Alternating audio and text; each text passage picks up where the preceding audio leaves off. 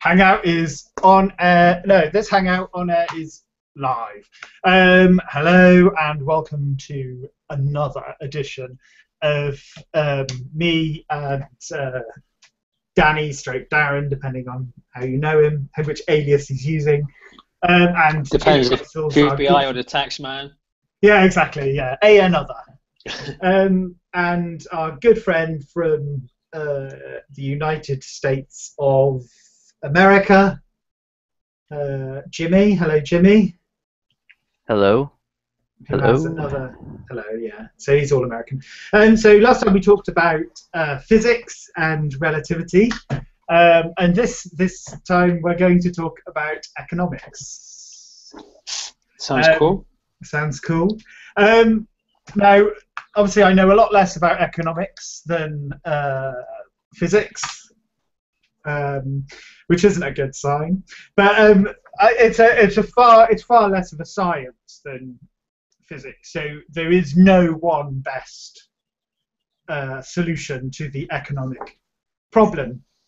The economic problem is most often cited as our demands, our wants, will always exceed the supply of resources. So economics is principally concerned with trying to solve that problem, the economic problem. Mm-hmm. And the study of economics is often described as the study of people's behavior as they're trying to protect their lives from a precarious condition. Okay, so they're gathering resources or they're making agreements with other people. And you can boil it down, so public policy on economics tends to be focused on what will a person do with their next pound or their next dollar. So when they're given a dollar or when they're given a pound, what will they do with it, and what will the impacts of that be? And so you then segment down the population and you say, right, what do we want to do? And what are the effects that we're trying to achieve? And how will people act? And you then have to make some assumptions about what is rational behavior and what is self-interest, and all those inputs. So, for example, one view is that if you want to improve the economy, you need to drive consumption. So what you might do is give lots of money to the poor, because the poor, and I don't mean that in any derogatory sense, I'm just meaning people who currently live below their consumption limit. Yeah. So if you gave them more money, they would consume more. Yeah, and then drive demand, which businesses will then build up and meet that demand, so it snowballs. So giving benefits to poor people, you think great, because it's gonna drive demand, it's gonna reinvigorate those economies, and that money, that original investment in benefits, will then snowball into wider businesses, drive employment, all this sort of thing. Unfortunately, driving consumption drives inflation, which devalues the worth of money of people who are currently above their consumption limit. So they own assets and wealth more than they can consume. So they're basically cash hoarders. And if you took away their money, they wouldn't consume any less, because a person can only consume so much. So you've got this balance between wanting to move money about in the economy and drive this snowballing, which increases the GDP, but at the same time, you don't want to disincentivize or devalue the wealth and assets of other people. And that's really what any government is going to try and make choices around. Okay, so you're both being very quiet. We're listening, Darren. We're listening. Obviously, there's been lots of people who have tried to solve this problem. People like Adam Smith, who's pertinent to both the UK and the US. His theories on the causes and nature of the wealth of nations. Brilliant book, by the way. Have you read it? I've just started rereading it, actually. Yeah, this week. And what sort of insights have you had from that? Mostly that generally we're all selfish creatures, and that we're all trying to get something from a transaction or deal or trade.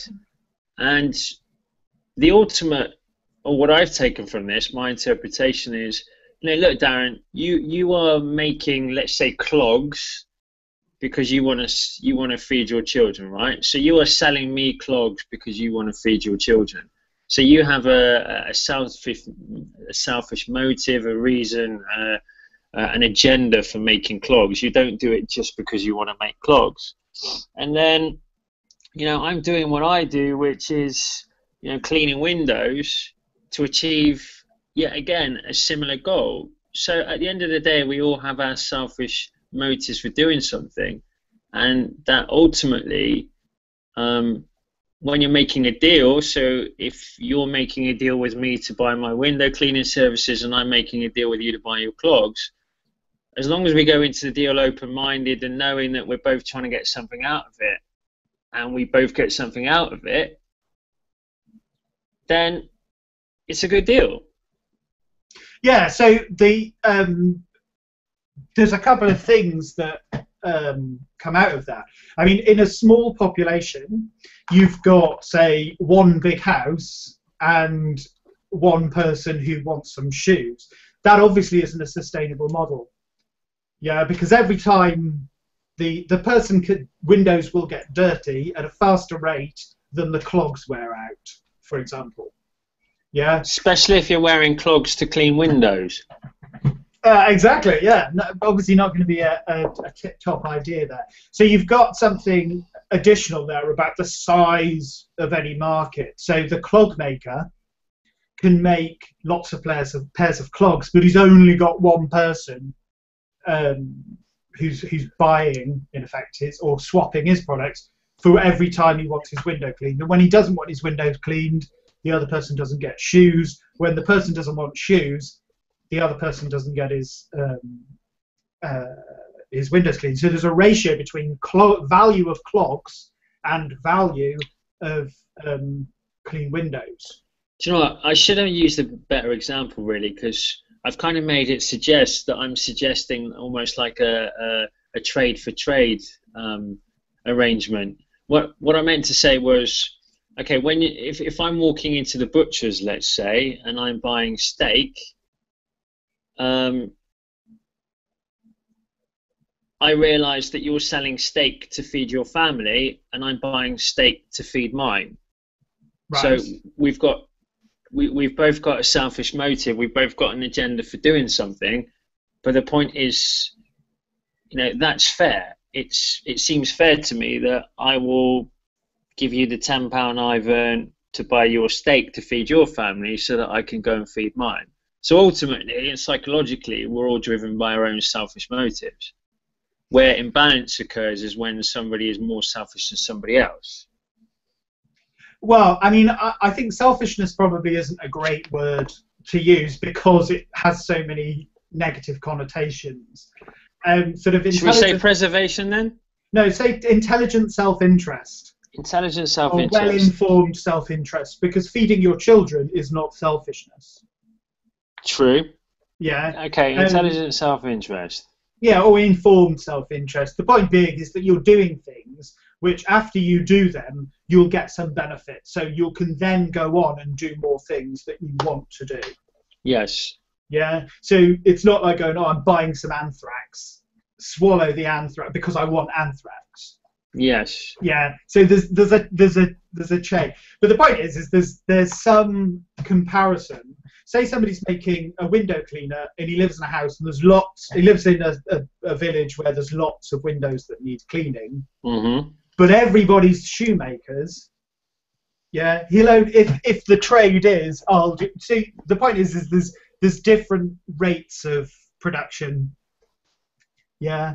Yeah. And there's different demand levels, and there's all this sort of things going on in the market.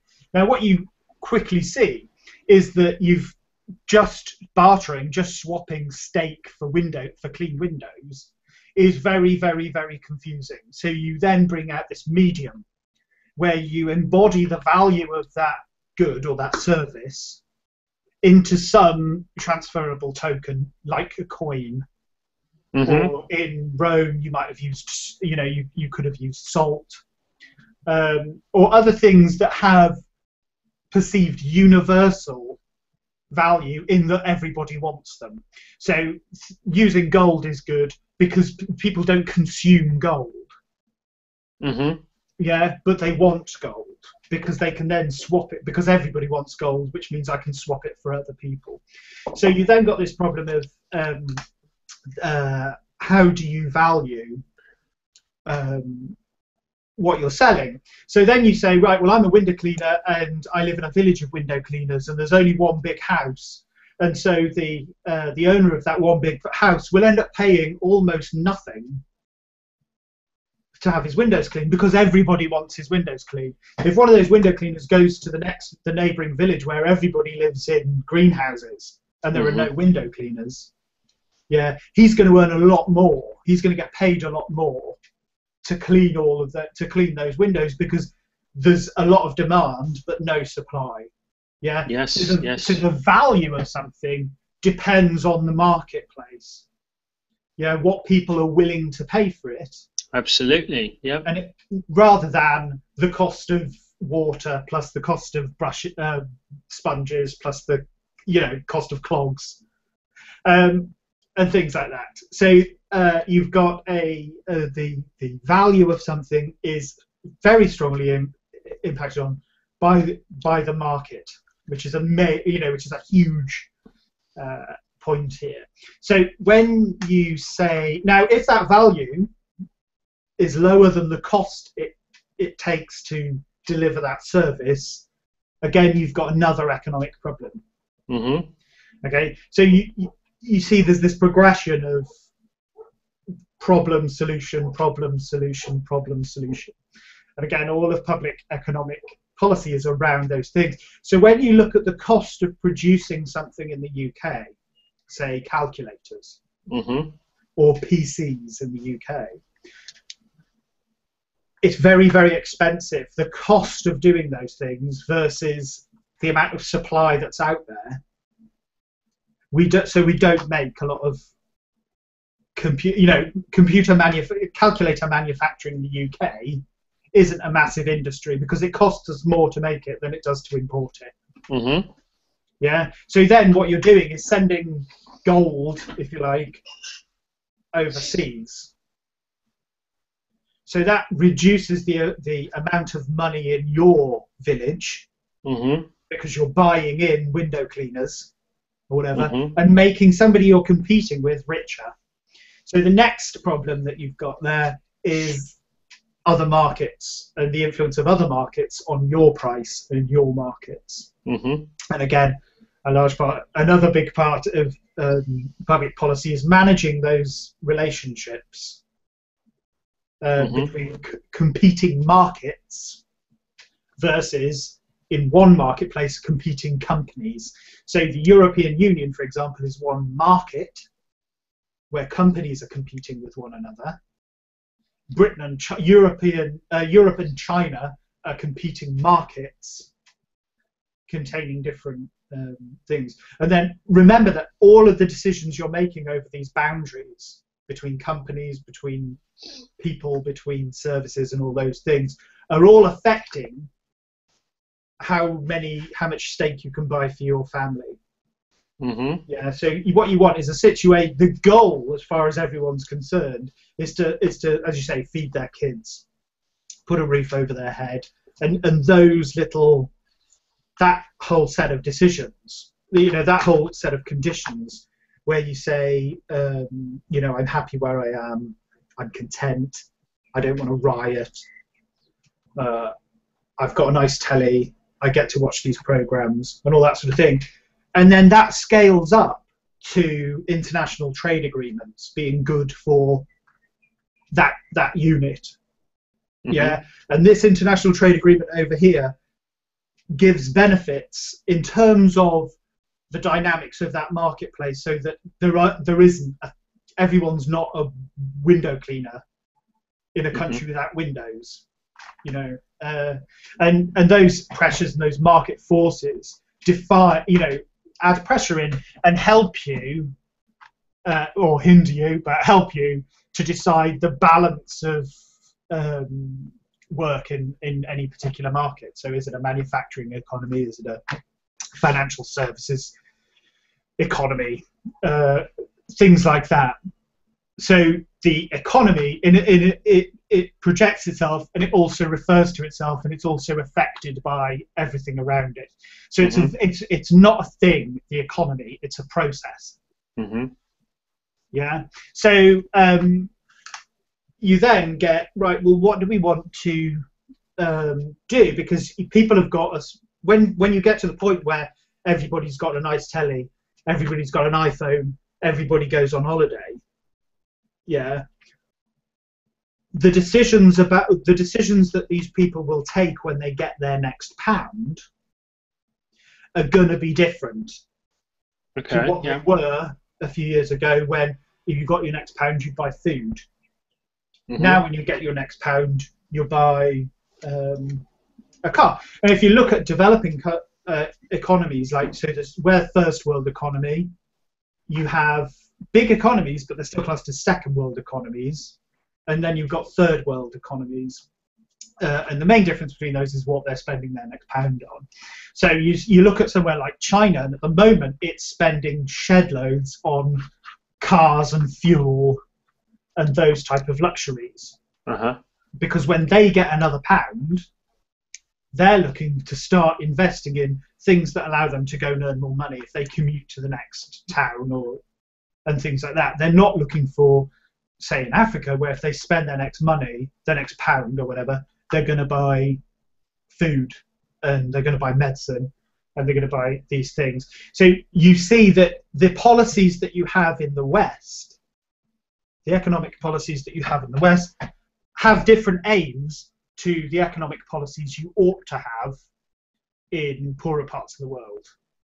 Yeah, so one model does not fit all, and it's dependent on international relationships, consumption, the existing wealth at the time, so which is why you can't just go, well, why doesn't Somalia do what the Japanese do and become much richer and things like that. So you see that there are different, depending on where you are, there's different solutions. So in the UK, if you look at the 1970s, the type of economic policies that were, well, if you look at the 1940s, let's say, the economic policies and what to do next are very different to what you would do now. So where in the 80s privatization might have been seen as a good thing, it's not necessarily true that, well, because it worked then, it must work now. Yeah, Okay, in order to go out, encourage one industry over another. So in the 80s, Margaret Thatcher just removed, say, natural resources exploitation, removed manufacturing, and put all of our eggs in the financial services market, which then grew and grew and grew and grew and grew until 2008, and then we had to put loads of money into it again to keep that going, which you might think then, well, is that the right thing to do? You know, if you've got to think of where are we now and where do we want to go? The solution is more financial services because that's what Margaret Thatcher did. You know, you start seeing where the elements of policy difference are. Yep. Yeah. So just rewinding it back, because I'm going to do this off the top of my head a bit. Oh, my picture's gone. But yeah, go. Can you still see me? Yes, thankfully. Ah, there we go. Right. So thankfully, what a treat. What was I going to say? You were saying rewind. Yeah, so rewind it to the person spending the money, and everybody's an individual. Yeah. Okay? It ultimately comes down to individuals making personal choices about what they're going to spend their next pound on. You've then got different political systems on top of all this that define what is good and what is bad. Yeah. So what we want you to spend your money on and what we don't want you to spend your money on. So there's things where you might encourage people to go out and buy electronic goods or buy British. You know, you have these political movements of, oh, buy this, buy that. And the biggest, and then there's a whole spectrum about what should people spend their money on, what is good and what is bad. So there's some political movements that will tell you what is good and what you should be spending your money on, where we should be directing resources. And then on the other end, there's extreme capitalism, say, where it doesn't have any opinion about what's good. Individuals decide what they want to spend money on, and that's market forces, isn't it? You know, so there's another angle there, another lever that government needs to work to say, is this something that we should be doing? Because remember, if you start funneling money abroad, you cost jobs in the UK. If people's standard of living goes down below a certain level, they riot. Yeah, and that's just how it is. So when and you look at things like people moaning now, oh, benefits, shows an incredible lack of understanding of the effects of giving people benefits. The benefits to the value of your own assets, of not having people running around and rioting, if just because you think they shouldn't have an iPhone. You know, so you think that, you know, money and the circulation of money through the economy is a powerful tool in doing good, doing nice things, helping people, or doing bad. You know, so you look at certain economic policies, for example, tax breaks for the rich, and you have to wonder, well, how is this going to be good? You know, when somebody with £1 billion gets another pound, that's going to have a minimal impact. When somebody without any money gets a pound, that's a huge impact. So huge, yeah. So you look at the diminishing returns problem. So in economics, you can't just keep doing the same thing over and over again, because it's the best way to think about the law of diminishing returns is a bombing. So if you have a square mile of city, and you drop one bomb on, the impact of that first bomb on value, if you like, is enormous. It might halve the value of that square land, or 90% might take away 9%. But the value of the second bomb is going to be less than the first. The value destroyed by the first bomb is always going to be largest. The value destroyed by the second bomb is going to be diminished. And by the time you've bombed the 700th bomb, it's going to have a negligible effect.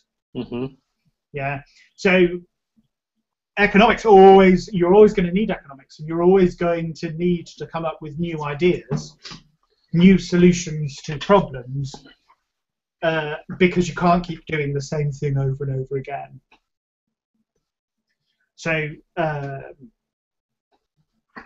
the different economic systems, then, if we go into that, this is probably a bit rambly. Different economic systems, you have systems that are typically allied with the right or the left in politics.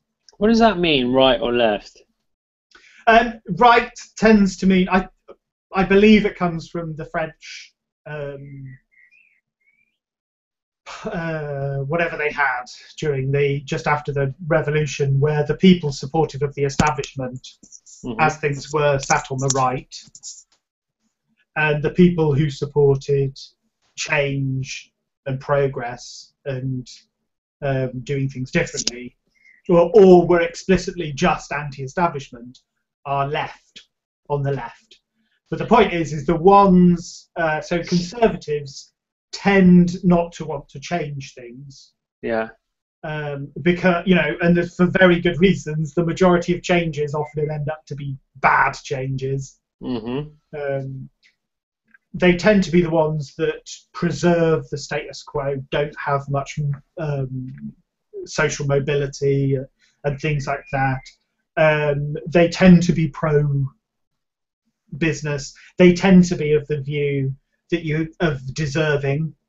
So the politics of deserving, if you know what I mean. So you say, like, you can't have those benefits because you don't deserve them, but people should be allowed to inherit all of the money without tax because being born into a family is deserving of its wealth.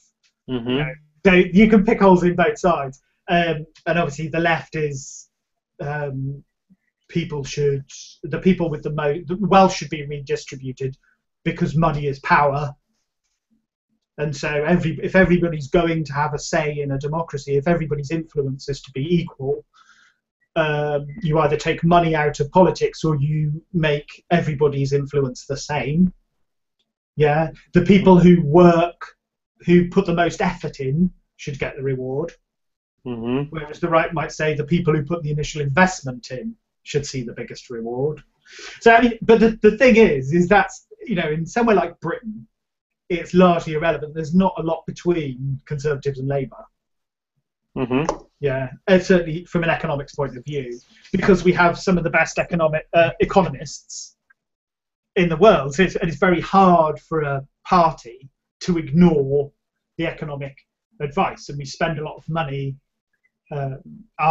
garnering this economic advice sort of thing. So they tend not to just, you'll see some of their policies. Oh, well, we'll raise X by 1%. Oh, well, we'll raise it by 1.25%. Oh, vote for it. Do you know what I mean? There's such minuscule amounts that won't make it the blindest bit of difference to anybody who hasn't got £1 trillion in the bank. Differences in interest rates and things like that. So they tend not to compete on economic policy. There's also the problem of treaties that we have in Europe in terms of what we can do with our economy. So there's certain decisions that we don't make because they'd be bad for Europe. Right. But they might be good for Britain. And so things like that drive this, as in addition to everybody's got a lot poorer since 2008. Have they? Yeah, in 2008, our economy crashed. I don't know if we went into recession for about 5 years. I don't know if you missed it. Well, I must admit, that was at the point when I was working in the world of investment management, stocks and shares. So we saw it coming about a year before. But I got to be honest, Darren, not everybody is worse off as a result. I think no. I certainly know people, and I won't name names because it wouldn't be right, who made an absolute killing when a lot of pretty good companies' stock was undervalued. Banks, for example, Lloyd's TSB shares Barclays shares for the same price as a bag of Walker's crisps, for example, which then later went up to about £3 because of the Saudis. So I know people very close to my heart that made an absolute killing, and I know people that have been made redundant and set up businesses as a result of. So I think there are people that have prospered and will always prosper from economic downturns. Yeah, so any economic event, any change, you'll get winners and losers. You'll get people who don't think to themselves, I know what we'll do what we did in the 80s when the economy was almost in permanent boom.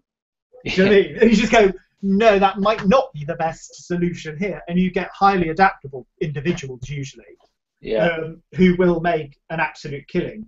I think on top of that, you've then got some ethical problems with the behaviour of individuals, where you say, well, whilst it's possible for you to make a lot of money, are you harming other people's ability to make money by doing that? Or are you harming other people's, are you increasing the risk to other people's homes and livelihoods by behaving in a certain way. And that's something that I don't think that the economies of the West have got right at all. Do you know what, though? The interesting thing, Darren, is that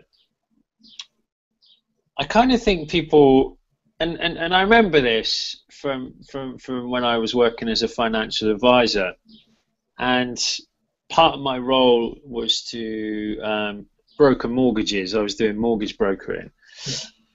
And the same people that were coming in, and I tell you what, my appointment diary was flipping rammed with people that wanted to come in and do further advanced mortgages. In other words, oh, I bought my house for 100 grand. It's now worth $750,000. I want some of that equity. And these people were taking money hand over fist up. They were extracting the value from their asset hand over fist.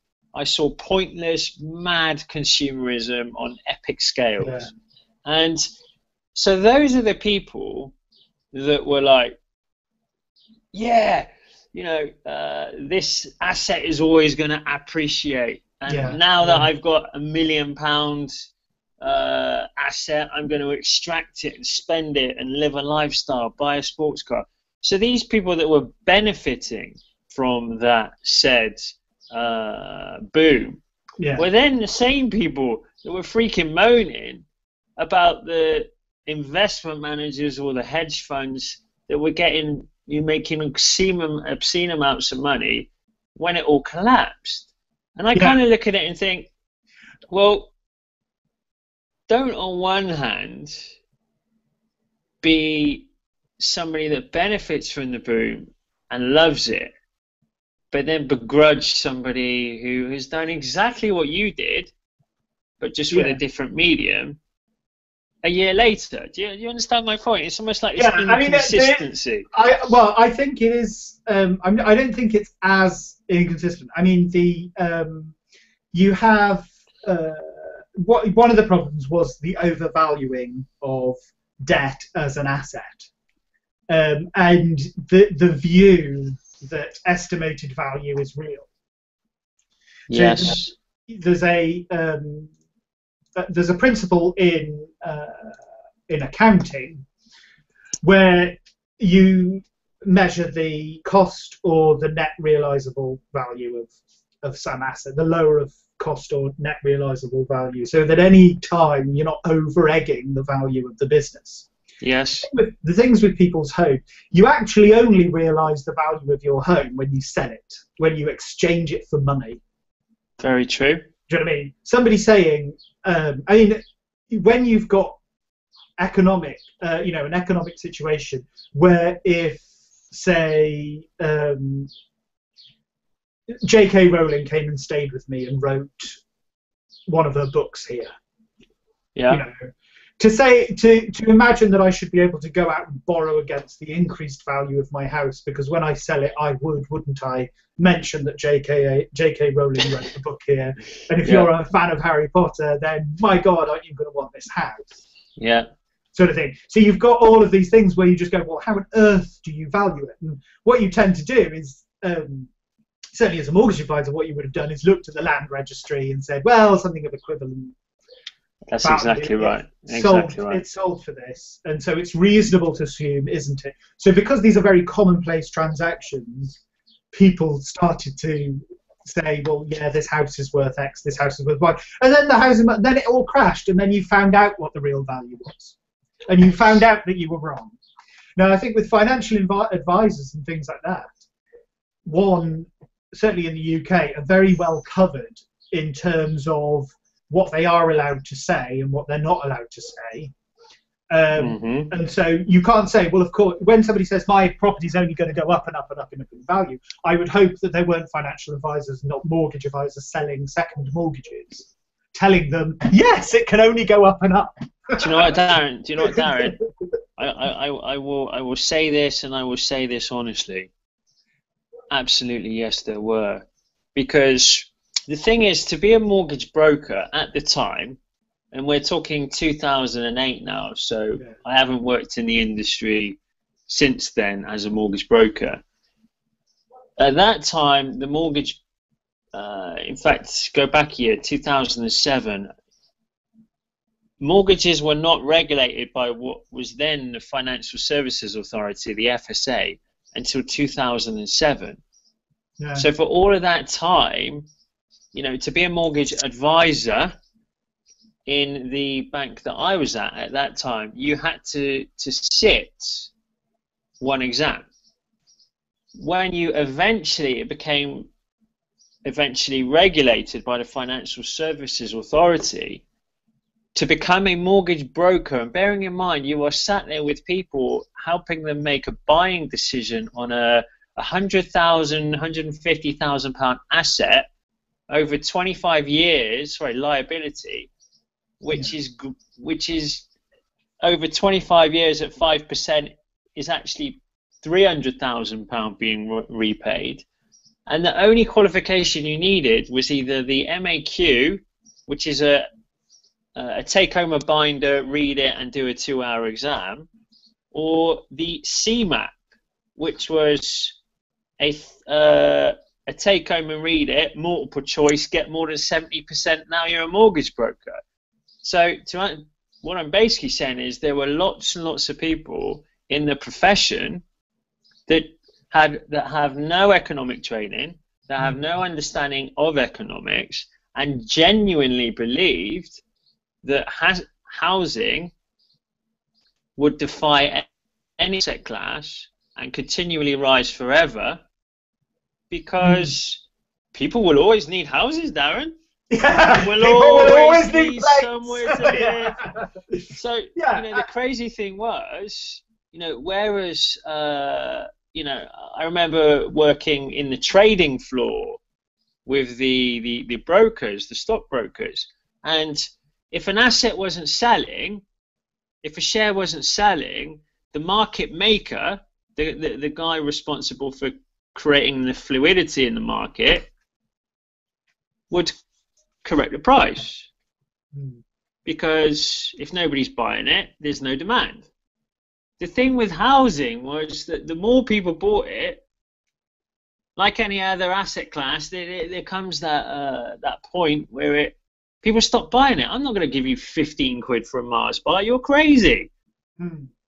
But with property, well, it just went up and up and up, and it's like, well, I am going to pay £200,000 for a one-bedroom flat in, I don't know, South Central Los Angeles, because a year from now it's going to be worth $1 million.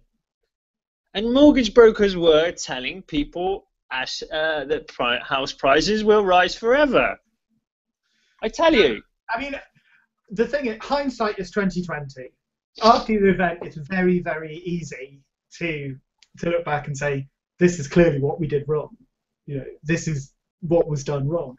And the people's ability to pay back as well. I mean, a lot of the smaller banks, less established banks in America, even though they were huge institutions, all of their assets were in debt, in money owed to them on these properties, which weren't worth those prices. Britain's housing market is a lot more stable because there aren't as many houses. There's a limit to how many houses. It's very difficult to build enough houses to affect, in any real sense, house prices. You look at the number of people who defaulted with Fannie, whatever it is, in America, and the types of houses that they were, Fannie Mac or something. Anyway, the types of houses and the valuation of that debt in those houses was, when they repossessed them at auction, realizing only a fraction of those costs, of that value. So this overpricing of, I'm going to people, to me, it seems like people have got a view of the house price as being completely divorced from the rest of the economy. Do you mean like a housing pound is different to a pound in housing value is different to a pound in going down the shop kind of value? Do you know what? £15 for a Mars bar is outrageous. 1.5 million for a 4-bedroom detached. Ooh, perfectly reasonable. That's absolutely is. Do you know what? Something you said earlier on, which I made a note of, because I knew we would come onto this subject of house prices, is the true cost. In your example of when you were explaining economic models, you were talking about the clog maker, the window cleaner, and you were talking about the true cost. And this is one of the things one of the reasons I left the mortgage business when I did is because what I was seeing was a fundamental lack of basic financial education. And what I mean by that is, and it's coming back to this thing of true cost, that people will say, let's just keep the figures simple. Well, I bought my house 5 years ago for 100,000, and it's now worth 120,000. Therefore, I've made £20,000 profit. But there was no, at any point, fellas, there was no, at any point, a kind of true understanding of the true cost. For example, it costs you £1,000 to set up the mortgage. So straight away, that £20,000 is now 19. It costs you £1,000 to have the land registry done. These are just figures for conversation. Yeah. So that 20,000 is now only 18. You've just over the last 5 years borrowed £100,000 over 20 years at 5%. Yeah. And bearing in mind the first, I think it's 11 years of a mortgage, you're only actually paying back interest, or 7 years, I can't remember which. So this is under the London rule. I don't know what the rule is. It's the rule that you pay. I'm not sure if it's still done, but you pay the interest on the loan first. Yeah, I mean, basically, when you buy a mortgage, as it was then, you're making your mortgage repayments every single month. First of the month, every month, without fail, your £460 comes out. But the bank is getting their money back first. So you're servicing. You don't start paying back the actual debt. You're just servicing it's all front loaded, you see. Yeah, you pay the interest first. You pay the interest first. And then the principal. Precisely right. So interest in capital. So what you've got is a situation where your house that was £100,000 that's now worth 120, I've made 20 grand. It's not actually made you 20 grand at all, because you have to take into account interest. You have to take into account setup fees. Now, when I sell my house to you, I then have to go and find somewhere else to live. Yeah. Now, unless your house is the only one in the area that's gone up by 20%, the chances are I'm now going to pay 140,000 for a house that previously was 120,000. Yeah. So in reality, there is no profit. There is no asset to leverage. But what banks were doing was selling, and mate, we were actively encouraged. We got paid amazing commissions. When you walk in with your partner and say, Darren, I want to borrow £6,000 to buy a car. I want a personal loan, £120 a month repayment. I'd say, Darren, have you considered this? You've got 20 grand. Your house. Yeah. You've got 20 grand in your house. Rather than pay 120 quid a month over 3 years on your personal loan, why don't you just pay 50? And you'd be like, well, how can I only pay 50 quid? Yeah. And you're thinking, wow, we're going to have 6 grand and it's only going to cost us 50 quid a month to repay it. Notwithstanding the fact that you pay back 8,000. Well, it's usually more, Darren, because what happens is the term of the further advance was parallel to the term left on your mortgage. So if your mortgage was 19 years, I wouldn't lend you £6,000 over 3 years. It would be £6,000 over 19 years. God. And this was the sort of everyday occurrence. Literally, my appointment diary was chocker. So I think there is a fundamental lack of financial education in terms of the true cost. And the worrying thing for me is I'm seeing this cycle all over again, because now confidence is restored.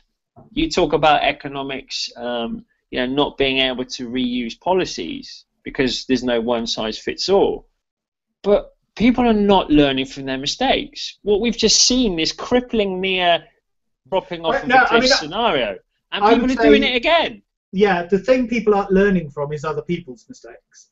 They only learn from their own mistakes, and that is a huge problem.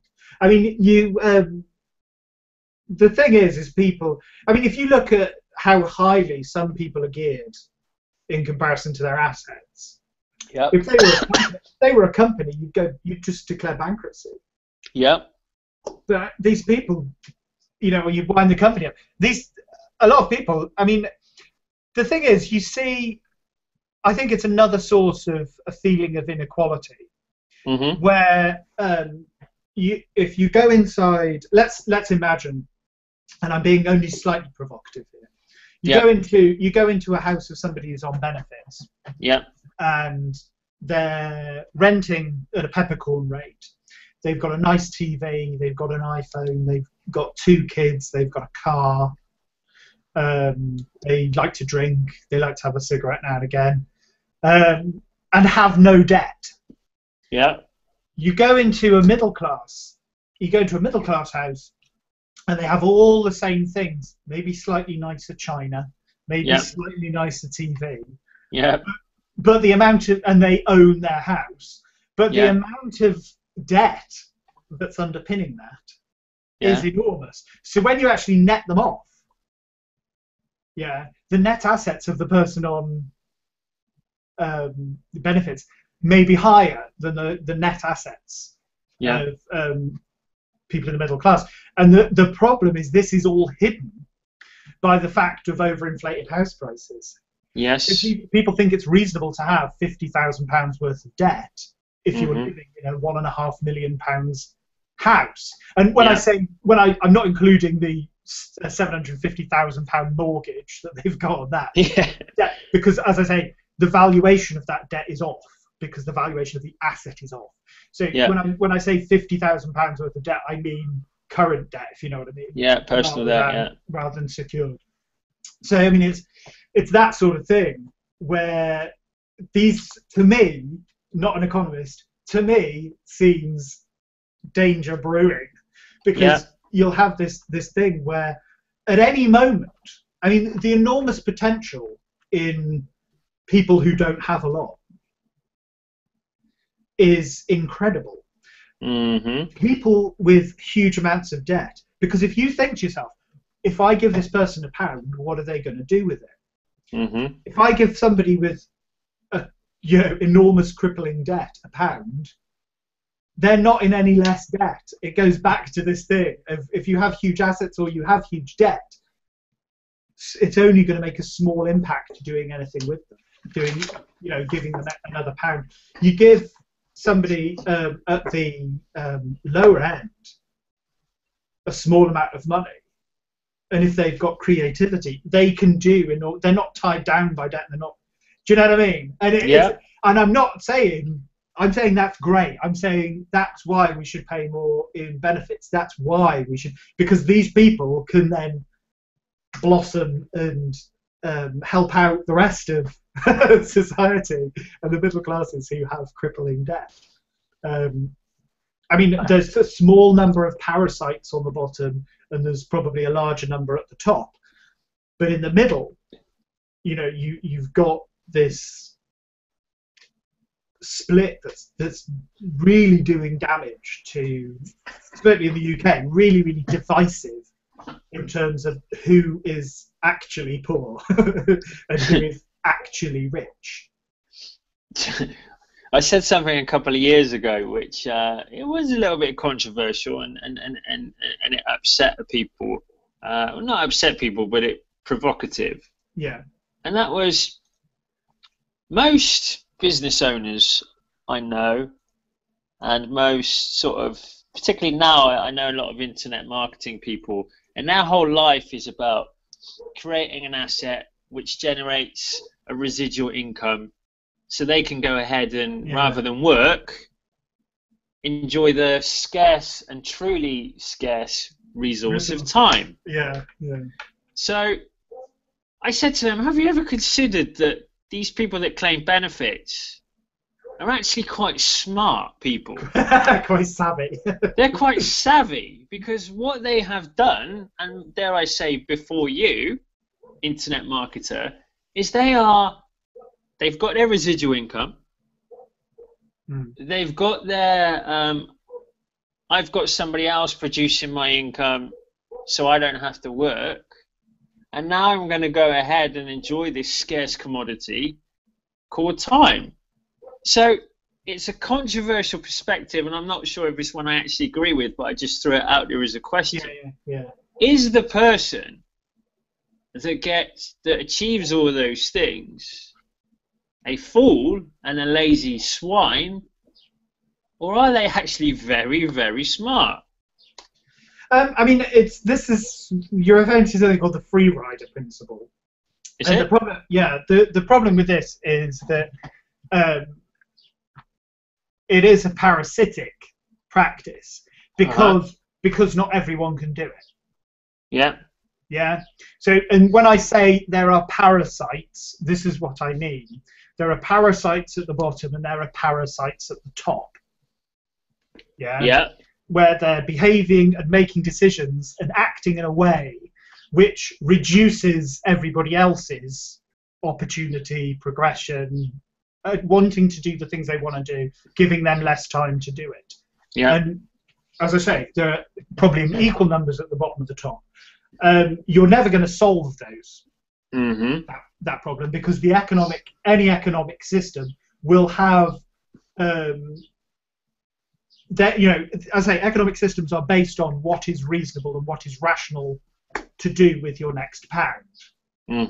Yeah. Now, what's rational and reasonable for the vast majority of people isn't rational and reasonable for the rest, for like I say, a certain group of people. So you'll have these parasites at the top, which will spend their entire, who'll say that in order to solve the economic problem, in order to enjoy capitalism, in order to do these things, they have to have huge amounts of wealth, consume next to nothing, and they're basically just cash hoarders. They don't drive any money through the economy. They don't, they spend all of their money overseas. They exert a disproportionate amount of power and believe they deserve it, and will criticize other people, and then put money into politics. So the politicians spend their time taking money off people without a lot of money or huge debt and giving more money to them. And so they're incredibly harmful to society. But we turn around and go, oh, look how successful that idiot is for inheriting money and going on the only way is Chelsea or whatever. It's just like it's just the top end Jeremy Kyle, and that's what people should see it as. These are damaged individuals. But obviously, and for the rest of us, we feel guilty when we don't work, and we feel that we need to contribute, and that the system's set up so that there's a good, especially as I say, in a first world economy with the decisions that we need to make and where we are, you try, and for any economy, you try and get the best link between output and return. Yeah. Now, that model doesn't apply to countries like Somalia, for example, or many places in Africa, where, if it was only hard work and sacrifice that caused wealth, Africa would be the richest place on earth. You need an economic system there in place in order to establish that link. Yes. Yeah, and that's what we've got. The problem is that system which maintains the link between a good, reasonable link between, or our best guess link between output and reward. You're going to have these elements on either end, and that's before you apply an ethical system, so that you limit the decisions people can make and the choices people can make, so as to not cause too much impact to other people in the economy who are trying to achieve different things, because you never define what you ought to achieve, what good looks like, because ought is just what somebody else wants you to do, what you want to do. And so you need some regulation in any economy, some management of the economy, in order to allow, so you don't go, well, I sell kidneys, so I'm going to start harvesting people's kidneys, or going out and buying people's kidneys, which in Britain we would describe as being highly unethical, but they do in other countries. It's really interesting, isn't it? Because it just goes to show, for me, that it is a question of individual perception, isn't it? Because you might turn out, and I'm going to use this as an example because you've made reference to it. I sell kidney. I'm a kidney salesman, fellas. Kidneys? Have you tried them? I'm a door-to-door kidney salesman. Yeah. Kidneys, love. You might say, my God, that's highly unethical and really terrible. This guy is a beast. But then on the other hand, you think, well, the only people that are going to buy kidneys are the people that need kidneys, and they probably need these kidneys to prolong their life. So it's a question of perception. It's like, well, you might be the rogue and a brute, whereas Jimmy might say, the guy's a fucking hero, man. It's like, because what he's doing is prolonging other people's lives by giving them healthy kidneys. Well, the thing is when you go back to what would somebody do if you give them a pound? Yeah. What you'd end up with is people in the most need making decisions based on short-term financial gains rather than their long-term health, which isn't good. It's just money. We should have a system that prevents people from having to make these choices of selling a daughter or selling a kidney, because that's our ethical system that we've put in place. Yeah, and that's a good thing. You complete these libertarian types. Everything should be legal between two people. Allows for the exploitation of asymmetric relationships, which we ordinarily call abuse. Any asymmetrical relationship is usually classified as abusive. And that's something that you ought to try and avoid. So you don't get a 16-year-old who because he's 16 wants to go and wants a credit card.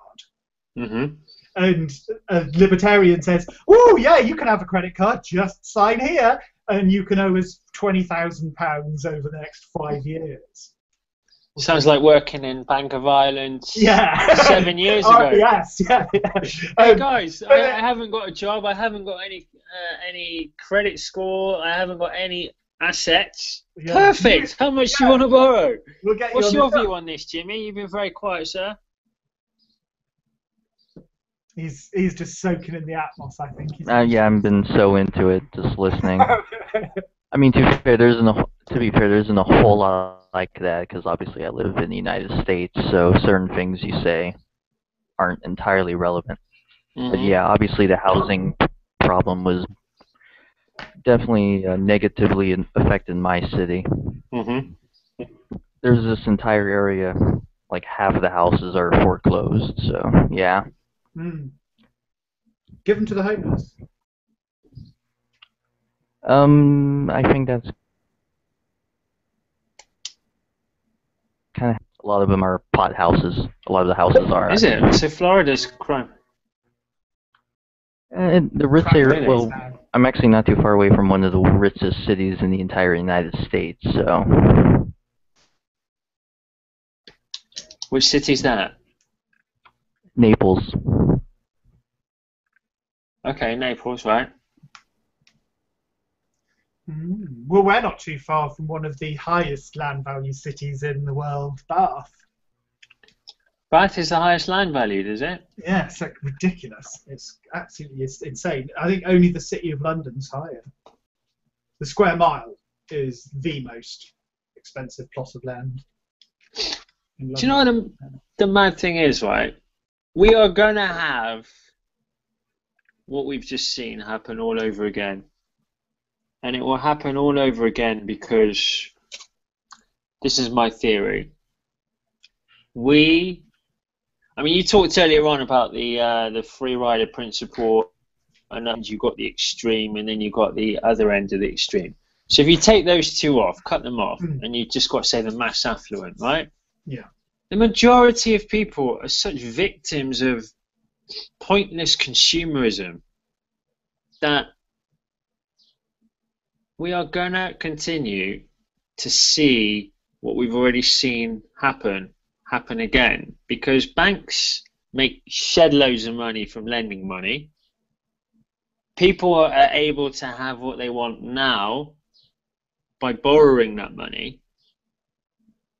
And we're just living we're living in a world where consumerism is mostly fueled by debt. With a currency that's a fiat currency and not actually underpinned by anything. It's just a bit of paper. That $5 you give me, or that $5 Jimmy gives me, is a perceived value. It's not underpinned by gold as it used to be back in the day. I mean, so that's a false standard anyway. Gold is just as much based on demand. The value of gold was just as much based on demand. Rather than, you can't consume gold. It doesn't have. Nothing has an intrinsic value. Everything is always. And gold is not as stable as some people believe it is. I mean, the Great Depression happened while the gold standard existed. Uh-huh. Yeah. Is that what it was called? Was it the gold standard? Yeah, and now our economy, like everyone else's, is based on the dollar in terms of the valuation of the pound. It's, it's a relative value compared with other currencies. I mean, it has good, bad things, and it has bad things. You look at Greece. Yeah. Germany lent Greece a shitload of money. On condition that it would stay in the euro. Now, right. Greece has had to implement all of these austerity measures.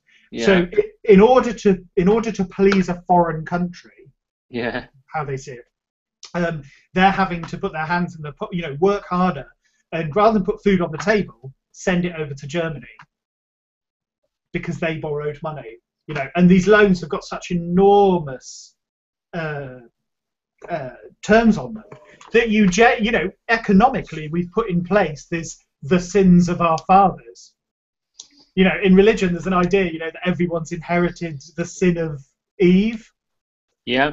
Things like that. And now you've got, you've got economies which have inherited a huge debt because of the decisions of somebody else. Now, if Germany had the drachma again, it could just devalue devalue its currency and default on the loan to Germany and suffer no effects because Germany is not going to invade Greece. So I don't understand why. But because it's in the euro, it can't devalue the euro. Well, why did Greece? Why did Germany want Greece to stay in the club? And why did Greece agree to? Why didn't they just do what you said? Do what most companies did 6-7 years ago, and that was pull the plug, rebrand because it's a limited company, and just wipe off all your debts. Exactly. Yeah. I mean, it's unlimited. Is the there's always people there. I mean, the thing is all poverty, as somebody said, all poverty in this day and age, and certainly in Europe and America, is engineered if it exists. There's food coming out of the fields. There's TVs coming out of China. There should be this ability, but the problem is there's all this latent debt. But if you wiped it out, Germany, which values itself based on the amount of money owed to it, in part. Is that right? Well, yeah. If you look at the GDP of Germany, a fair portion of it will be interest on loans. And it was the German people who put their hands in their pockets and put the gold in the banks that was then lent to Greece. So it's as if Germany gave all of that money to Greece, and Greece over time has to pay it back. Give it back because isn't that fair? Isn't that right? But if you look at what's the best thing for a Grecian born today into this country with crippling debt for the next 20 years, basically on the basis that it joined too early. Greece was not rich enough and didn't have the right economy to fit into the economic rules of Europe. Okay. You know, so it's not fair to us. It wasn't fair to accept them. You know, but they did so that they could sell more shit to Greece. Because what do you want? You want as many. If you think of a person as an economic machine that turns goods into shit. Mm-hmm. Do you know what I mean? Food into shit. They're just a unit which consumes by turning manufactured stuff into rubbish, which is then put in buried in the earth. If you're somebody that sells manufactured stuff, you want as many little consuming machines as possible, and that means expand Europe, and that's what's driving it. But if you actually look what's best for Greece, it might very well be to stay in Europe. It might also very well be not to go in Europe, you know, and take your risk by take the other option by devaluing your currency. One of the political problems that you get with things like this is you start seeing these huge trading blocks, and on the boundaries of these huge trading blocks, you get countries like Ukraine who could decide either way. You could imagine, say, Greece. I mean, they're not really close enough to Russia to do it, but you could imagine Greece saying, having a referendum because they've got all these far right and far left parties now that have been driven up from this want to solve some of these economic problems because they don't have enough. They feel that too much of their own hard effort is going to German bankers, and aren't they horrible? You know, saying, well, I'll come out of Europe, I'll re-establish the drachma, I'll default on all the debt from Germany. Germany will say, right, well, we're never lending money to you again. What's it called? The credit reference agency will put Greece down to -E, you know, and so it won't be able to it won't be able to borrow from other countries. And then Russia comes along and says, Greece, why don't we'll lend you money. Do you know what I mean? And then you've got these massive political movements from European influence to Russian influence. And so if Russia did really wanted to fuck up Europe, it could just say to Greece, look, leave Europe, you can come and join us. And things like that are really dangerous. Well, something apparently, and this is what I'm hearing from my Russian other half, she was telling me... Yeah, you sounded just like her then. I thought she just walked into the room. Yeah. She was telling me that, and you might know something about this, Jimmy. She was telling me that basically the Americans have pissed off Russia, right? So Russia and I think it was China. Russia and China have decided, because the Americans have pissed them off as well. So what's basically happening now is Russia and China have said, well, I'll tell you what then, we're carrying on doing business together, but rather than trade in the dollar, we're going to do everything in yen. Yeah. And as a result of this, there's this kind of fear, and I'm getting all of this secondhand, and it was a little while ago, so if I'm a bit ropey, but it's generally thought of that the dollar is going to lose its power as the kind of main, benchmark currency, as you talked about earlier, for trade, because of the Russians and the Chinese kind of. Yeah, I think the Russians are only going to sell oil in rubles as well. Yeah, it's like they're flicking the bird to our friends in America, and what sort of impact could that have? Well, again, it's as I said, there's these international relationships and these international treaties that can very quickly have a knock-on effect down to the individual. Now, because Putin is not doing this in order to help Russian families, Putin is doing it in order to have a pop at America. Yeah. Now, what should happen is Russians will start to see the price of manufactured goods, especially high-end electronics, the price of those start to go up. They go up. Yeah, simply because that's what countries do. They retaliate against one another. But they start to go up, and then the Russians will elect a different politician, because the thing you get when you use one currency is stability over time.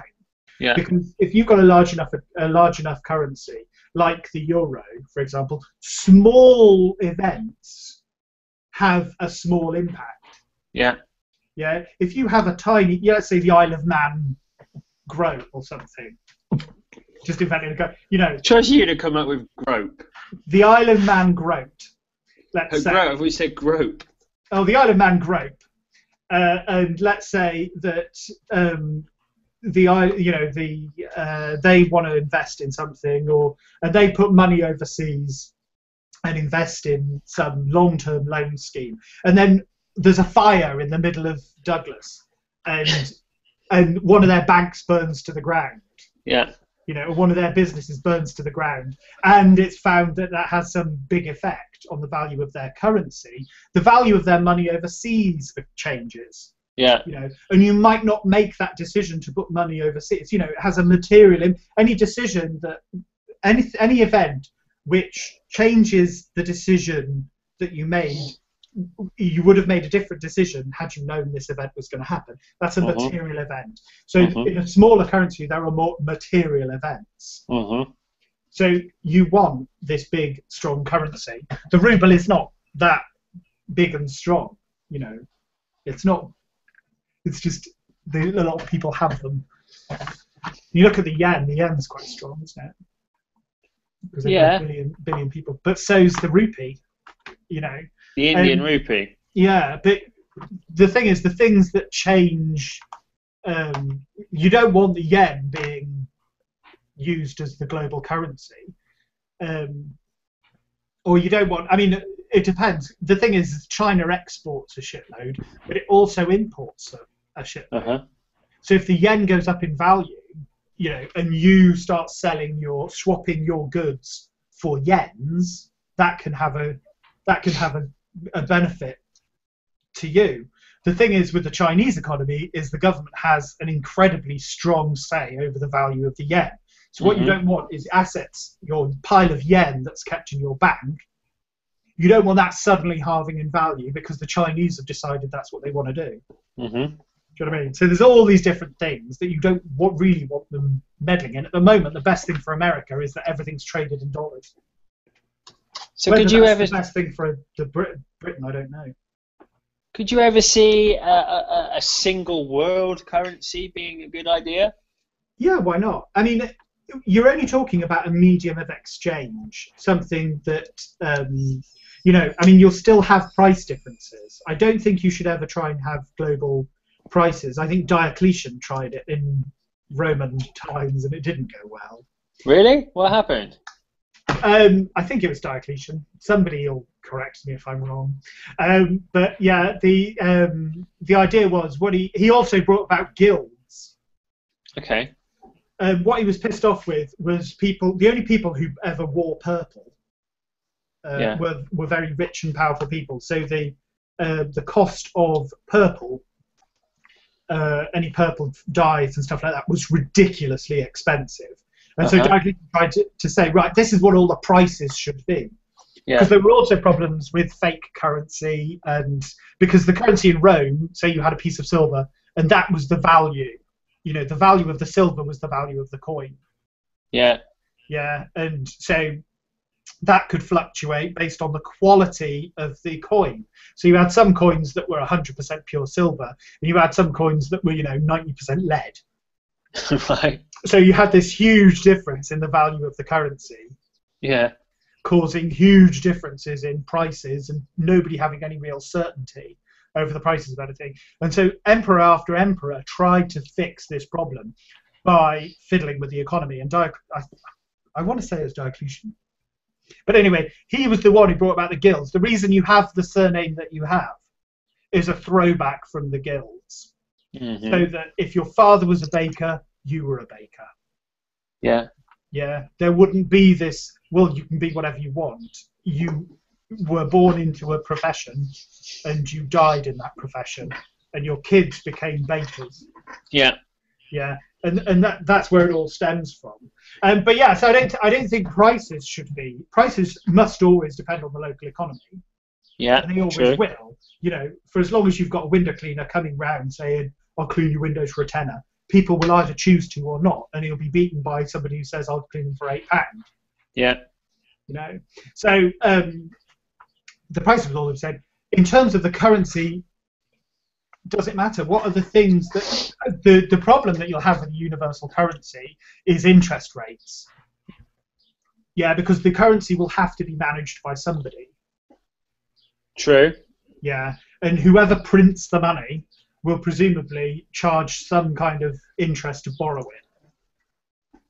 Oh, Christ. So you say, right, well, okay, people in Britain can afford to pay this interest rate, you know, and we see that's quite good. People in Africa cannot afford to borrow money because they simply don't generate enough income to pay the interest. So, you know, you exclude them from your economy, which, as I say, is what you would do if you were Greece, is leave the euro. Yeah. And so, and then establish your own currency that your population can borrow against, can then invest and start their own businesses and drive the economy going again, rather than all of your money going to Germany. So these things, and it's, as I say, it all boils down to what does a person do with their next pound. When you put it that way, it's, you know, it just goes to show what a mammoth task it is to manage the economy. Yeah. To manage an economy. Yeah. You know, a lot of people, you know, slagged off Mr. Brown when he was the Chancellor, and you just think, my God, the guy has got such a, you know, these people have epic jobs to do. They do, but the thing is with a global economy, the decisions one individual, in one way it's more resilient, and that's why it's good, you know, but the decisions of one person are unlikely to affect things materially. Do you know what I mean? It matters more in the UK because we have the pound. You know, you look at some of the decisions we made, like keeping interest rates really, really low. That allowed us to come out of recession a lot quicker than our contemporaries, because we could change things about the economy that people in the Eurozone, that Greece can't. Greece cannot affect. Yeah. Yeah. But even in a global economy, the decisions that Gordon Brown made, you know, things happening around the world made, you know, what happened in America had a far bigger impact on the UK economy than what Gordon Brown did about it. And George Osborne, you know, they claim to have fixed the problem. Well, claiming to fix the problems means you accept the blame in causing them, because it was economic policy that caused the problem. It wasn't a famine. You know, it wasn't the food failed. It wasn't we ran out of silicon. You know, it was economic policy and economic decisions that caused the problem. So if you're going to take the credit, you also have to balance the other side of the ledger, as it were, and take the blame and say our policies had these impacts, but they don't, because it's probably not true. It's probably not true that decisions taken by Gordon Brown in the early years of the Labour were either the right decision for the economy or the wrong decision for the economy. It's very, you know, you look, they take all of their economic policy advice from the Bank of England anyway, you know, who are professional economists and bankers. So they can't really claim, oh, we fixed it. No, the politically independent Bank of England fixed it. You know, I mean, this is another thing. You've got a body, an unelected body, making all of the decisions. And you can say whether that's a good thing or a bad thing. But yeah, so I don't think that they have solved the problems. I think it's, as you say, it's a mammoth task and takes ever more coordination with our international partners. You know, so it requires our economic wealth, the benefits flowing to our people in their houses, making decisions about what they're going to spend the next pound on, is affected by international relationships. You know, how well we can lever those relationships to get what's best for British people. When you look at parties like UKIP, who want to sever those relationships, you say, right, well, what you're doing is removing the influence of those relationships on the value of our, you know, on the the level of risk in our lives and our lives and our businesses. And it's nearly, and as I say, the bigger the economy, the more resilient it is. Doing things that shrink that removes your ability to solve problems, and so it's bad. Do you think that's, though, where, again, it's a lack of education, where we're not just, I think after what happened in 2007, 2008 with the credit crunch, I think it opened a lot of normal people, people like me, normal people like you, normal people who are, and you're better educated than a lot of people I know, Darren, to be fair. what I mean is, like, I think what happened, well, come on, let's be honest, you are well read, well informed. I think there's not enough people in the world, in the country, that have this understanding that you've just talked about. Do you know what? Fuck it, I'm going to vote UKIP because I'm sick of all these bloody Polish stealing my jobs. Yeah. And it's like, well, actually, that might be true. Let's just say, for the sake of conversation, it is true. It isn't, and I love Polish people. I've knobbed quite a few. Great. Nice. The point is, are we well informed enough to make these decisions? And I'll give you an example, right? This I think will answer the question. The first general election, the first time I ever voted, aged 18, the first time I'd ever voted was for the general election, right? So I'd never voted before. I was just turned 18. It was the first time I could ever vote. Was that 97? 97, yeah, when Tony Blair came in, wasn't it? Yeah. And do you know why I voted Labour at the time? Because we'd had Conservative government since 1979. No, but I didn't even know. No, not even that. Not even that. I tell you why I voted Labour as an 18-year-old with the responsibility to vote. Two reasons I voted Labour. One, because I'm a Liverpool fan and Labour were red. Okay. And two, because my dad was a Labour councillor, and my dad must know best because he's a Labour councillor. And I suppose there's a reason three for, well, I was born in 1979, so, certainly for a good number of years. Change is as good as a holiday. Of memory, my mum was telling me, that Thatcher, she takes from the poor as she gives to the rich. So my decision was based on what my mum and dad had told me, and because Labour were the same colour as my favourite football team. Yeah. And that was an 18-year-old boy, by legal definition a man, shaping the future political, my vote counts as well as yours and Jimmy's and every person that can vote.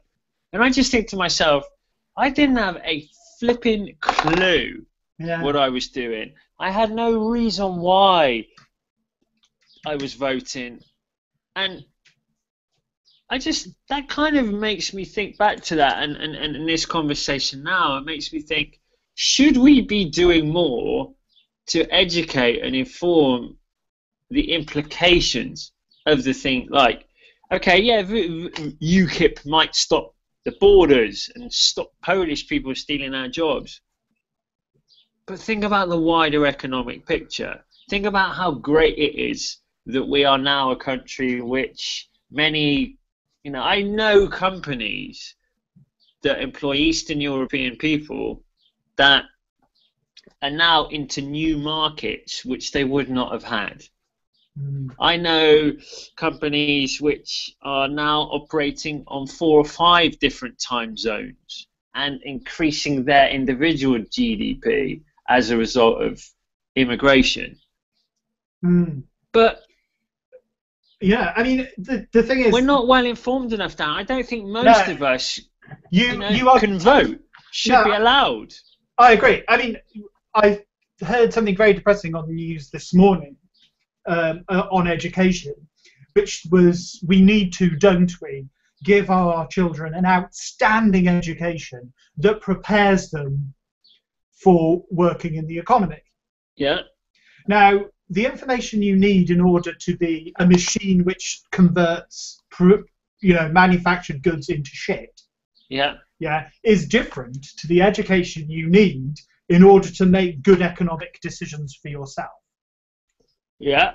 Good political, but we tend to organize our education based on what industry needs, and doesn't that sound sensible and reasonable?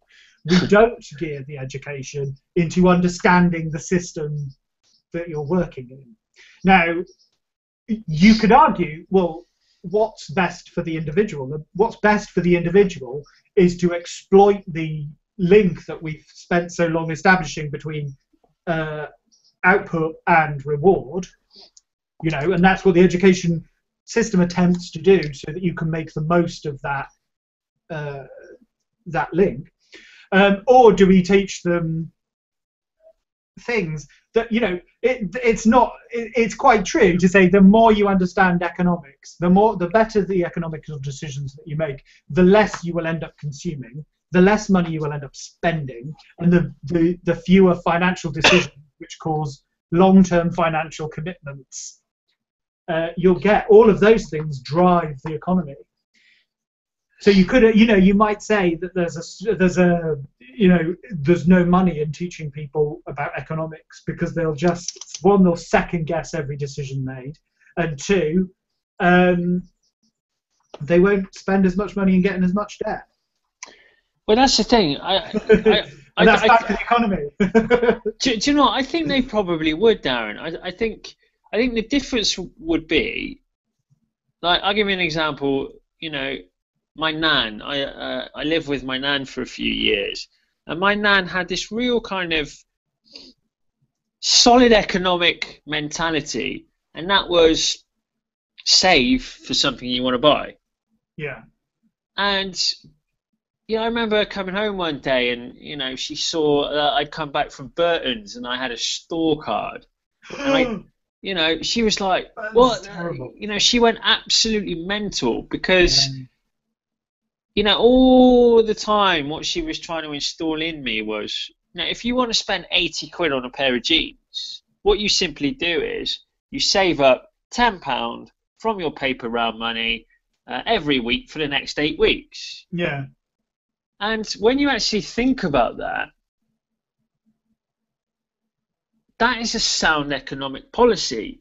The problem is that most people won't do that, because it takes thinking, it takes planning, it takes budgeting, it takes sacrifice, dedication, commitment.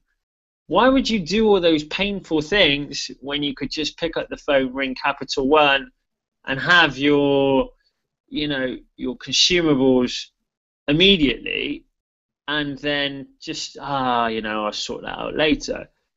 And that is what's do you know what? I tell you what. Do you know what I saw the other day? Right, I don't have a television anymore, but I did. I was watching a TV program at somebody's house, and I saw an advert for Experian. Yeah. Now, for your benefit, Jimmy, if you don't, I don't know if Experian is in America, but Experian in the UK is basically a credit reference agency. It holds all the data on how we in the UK meet our bills, our commitments, and arrives at our credit score, so that when I go to the bank to borrow money, the bank contacts the credit reference agency Experian and says, well, what's Darren's repayment history like? Okay, yeah, we're lending money. Perfect. The tagline on the marketing for the Experian credit agency, which is basically saying, buy our services, protect your credit, protect your ability to borrow money. Do you know what their strapline is? Secure your financial future. There are a lot of companies like that, but I don't know if there's any. Is this a government? Is this a government like? It's no, a private company. Yeah, there are a lot of. Yeah. Okay. But like I said, we have multiple companies like that. But their strapline at the end of their advertising is basically, a 2-minute advert saying, use our services, keep an eye on your credit rating, you know, check your credit worthy, la di la di la. And then the strap line at the end of it is secure your financial future.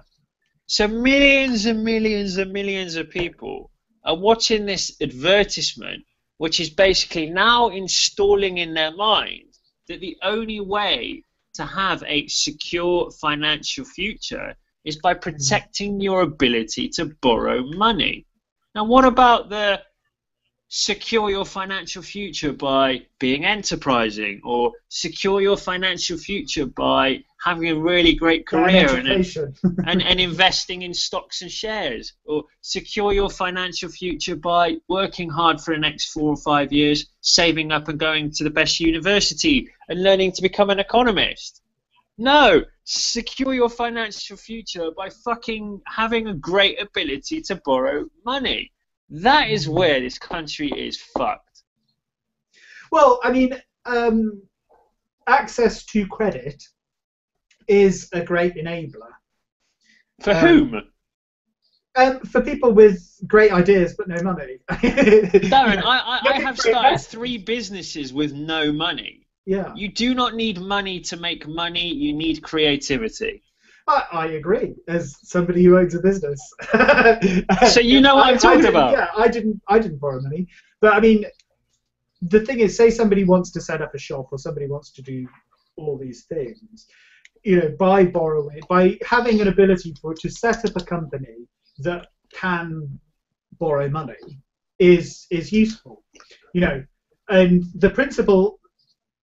There's nothing wrong with affordable debt. It's only wrong if it's unaffordable debt.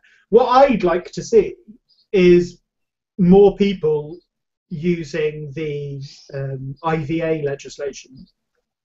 So because, as I say, whenever a bank lends money to an individual, that's an asymmetric relationship. You know, yeah. The contract that you sign is take it or leave it. There's no negotiation in that contract. It's what the bank wants you to do. It's not, you know, so the individual needs all the protection of the law, which is why you've got things like this, the legislation that allows you to sue for against mis-selling of insurance. Imagine if they allowed you to sue against mis-selling of a mortgage. How, you know, that would bankrupt the world. But anyway, yeah, so what I'd like to see is more people who borrow money from these payday lenders or short-term lenders or those people having those debts written off, and so that the people lending that money learn not to lend unaffordably, because they don't do enough, you know, because there's all this criticism on people shouldn't borrow money that they can't pay back. As we've said, people are not qualified to make most financial decisions and to interact with. You know, in order to interact with the system, you have to understand how it works. And if people don't understand how it works, then they're at a disadvantage. So I think we should curb lenders more. But the problem that you do that, consumption drops. But see that is the problem, Darren, and that is where we are fundamentally always going to be reliant upon debt-fueled consumerism. Because if the strength of our economy is driven by the ability for people to borrow and spend, hey presto, we're going to be where we are now, were before. When? This is basically what happened in the Great Depression. That's when this sort of thing started happening, you know, and it was a good thing, and in a way it is, you know, it has its positives, because this was the point where cars stopped being, you know, a luxury item. And the average person, you know, the average middle-class person would be able to get a car. Yeah. And get any appliance. So. And you've got the impact of homes in China and India going through the same process now. Right. You know, and these are 2 billion people economies. That will have a material impact on the price of exported goods from places like China, you know. And when you've got people who believe, you know, you aren't a person unless you've got an iPhone, yeah, or you aren't a person unless you've got a TV, or if you've got an iPhone or if you've got a TV, then you can't claim benefits because you're clearly not poor enough. You have to be poorer, damn it. You know, those types of influences. If you could address those, you know, the societal pressures through the arts, you probably have more responsible, more informed choices than if you try to educate everybody on the intricacies of the financial systems. The thing is, do you know what? That is such a good idea. You know why that will never happen? Because it'd work. Because if it changed anything, they'd ban it. You know, it's. I mean, do you remember being kids? You know, I don't know what it was like for you guys, but you know, when I was at school, I remember not having a pair of Nike trainers, and I was just like, I was a gyppo. They called me Gypsy at school because I was wearing Dunlop rather than Nike trainers. And from, you know, what age do you start primary school? 6. So I have 6, 7, maybe 8 tops. At 7 or 8, the marketing of the brand marketing of Nike was so strong that it influenced the you know, the kind of thinking of 7 or 8-year-old children. It's believed that if you didn't wear Nike trainers, you were considered. You know, I was a gypsy, guys. I'm a pikey gypsy lowlife because my mum could only afford Dunlop. I tell you, this came from the desire to make schools more democratic and more out there and relaxed and all this sort of thing. What you got was a load of people having to dress, you know, having to own 4 or 5, you know, say 20 outfits for their scrawny 8-year-old child, rather than having a uniform where you could only have one type of shoe, one type of trouser, one type of shirt, one type of blazer, one type of satchel. So you didn't get you don't get that bullying. You reduce the cost of the clothes of the child. And you don't have this quite so much of a peer pressure based on what you must have. And obviously schools like the arts have a role to play in, I think, in insisting on a uniform, not because it has some crazy effect on the individuality of the child. It doesn't. You know, it doesn't matter what you wear. But just to give the child some room to focus rather on what he's wearing and what that says about his parents' economic condition, which should be irrelevant at school. It should be irrelevant to a child. A child shouldn't need to know about these things. You know, who's rich and who's poor. You know, every school should have a uniform because it will prevent this bullying and prevent this association which is instilled between your appearance and your worth or your wealth and your worth as a person. But that is exactly, you know, that is exactly the role of the marketing and branding team of Nike, isn't it? I mean, I was on a conference call yesterday in America, and then I was listening to a webinar by a very, very well-known internet marketer in the States. And what he was basically saying is that most things are just a question of, again, what we talked about earlier, perceived value. But you know, this guy is very, very successful in terms of what he defines as success and making millions of dollars. And he drives a Ferrari, and he drives a Lamborghini, and he used to drive a Nissan. Now, the interesting thing is, you know, he says in the webinar, because he's talking about marketing and building your brand, in reality, for practicality, for comfort even, for pure driving, getting from A to B, and using a car for what you really need a car for, you cannot beat a Nissan. But he drives the Lamborghini and he drives the Ferrari because of the status of it. He's turned around and said, when you look at the interior of his Ferrari, it's pretty cheap. It's pretty, you know, it's not as good as, say, the Nissan. Yeah. But the power of the brand has made you believe, and the power of the marketing and the years of installing this perception has made us believe that if, Darren, you roll up to the meeting, or to the, let's say we all go to Rascals together. Yay! Let's do it. If Jimmy rolls up in his bright red Ferrari, and then Darren Taggart rolls up in his bright yellow Ferrari, Fiat and Punto. I turn up on the number 49 bus, you guys are clearly more successful than I am. Yeah. So we're installed this we must consume, we must have labels, it's the brands themselves that are telling us that Nike trainers are better than Adidas, or Nike are better than Dunlop, or Ferrari is better than Nissan. So as long as we are at the will and the hypnotical effect of manipulation of branding and marketing, and then we are still creatures of impatience where we want those status symbols now, will we ever make progress? Well, I mean, probably not. But I mean, if you think of the value behind, you look at a mass-produced car that lots of people have, will probably have had more money spent on its development than an exclusive car. Because you don't need, you're not selling its development. You're selling its exclusivity. Yeah. If you started mass producing Lamborghinis, their individual value would go down. Yes. And that's what they're selling. It's selling that exclusivity, that idea of success.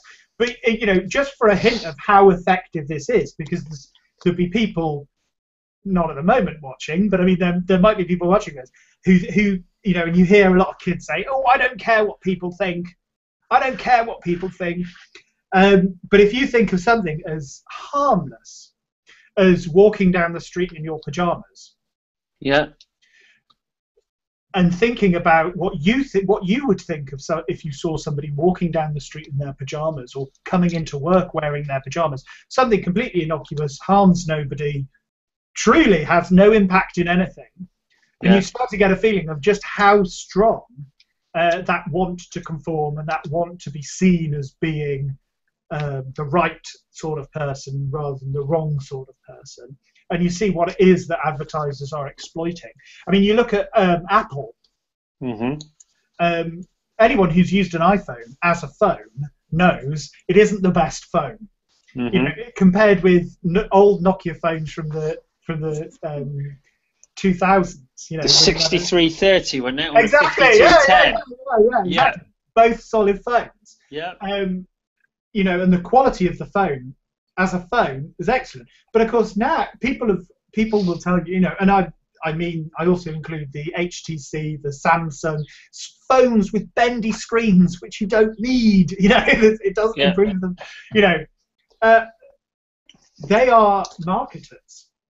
Yeah.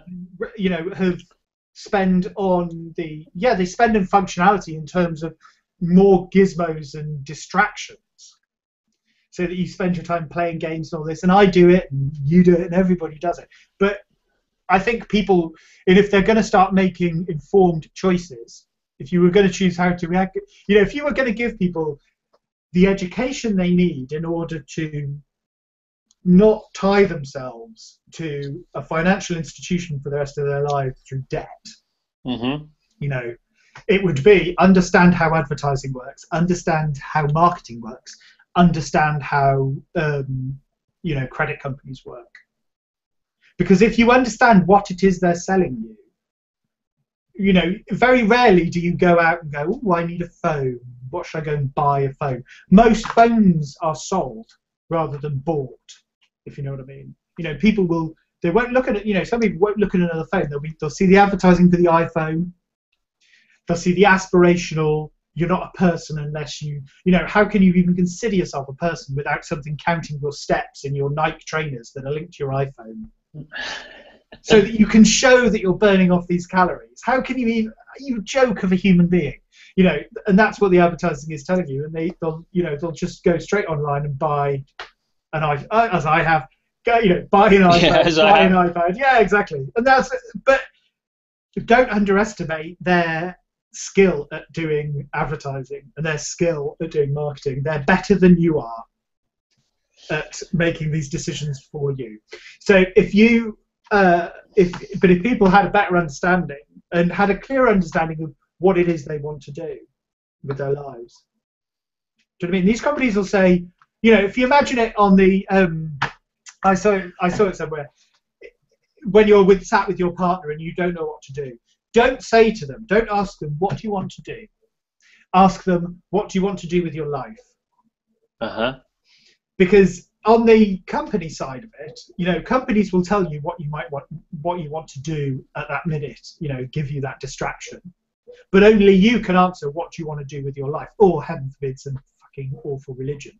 You need to get into your head, what is it you want to do with your life, and then recognize all this crap as distractions. Yeah. If it's write a novel, sit down and write a novel. I think it's very philosophical.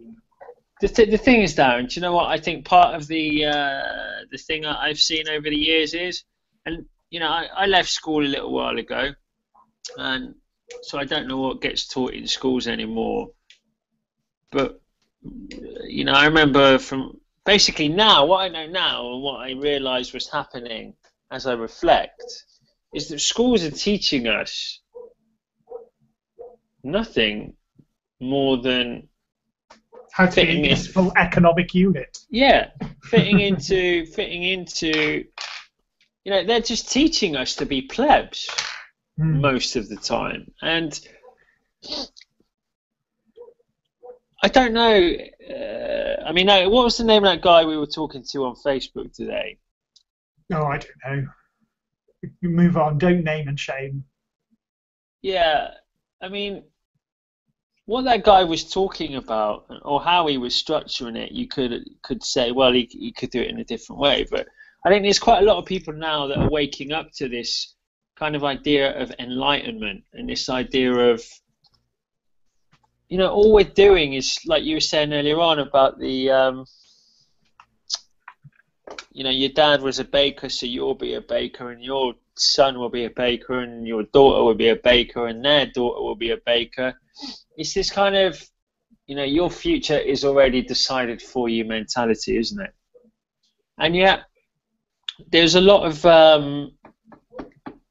people, I think, now, and because of what's happened in the economy and the crash, I think it's created quite a lot of people that have realised that there is a system out there, and a lot of people are manipulated by it. And I think the kind of upside, if you will, on a mass scale, is that a lot of people, particularly with the credit crunch, have realised actually working for somebody isn't safe anymore because big corporations can go bust.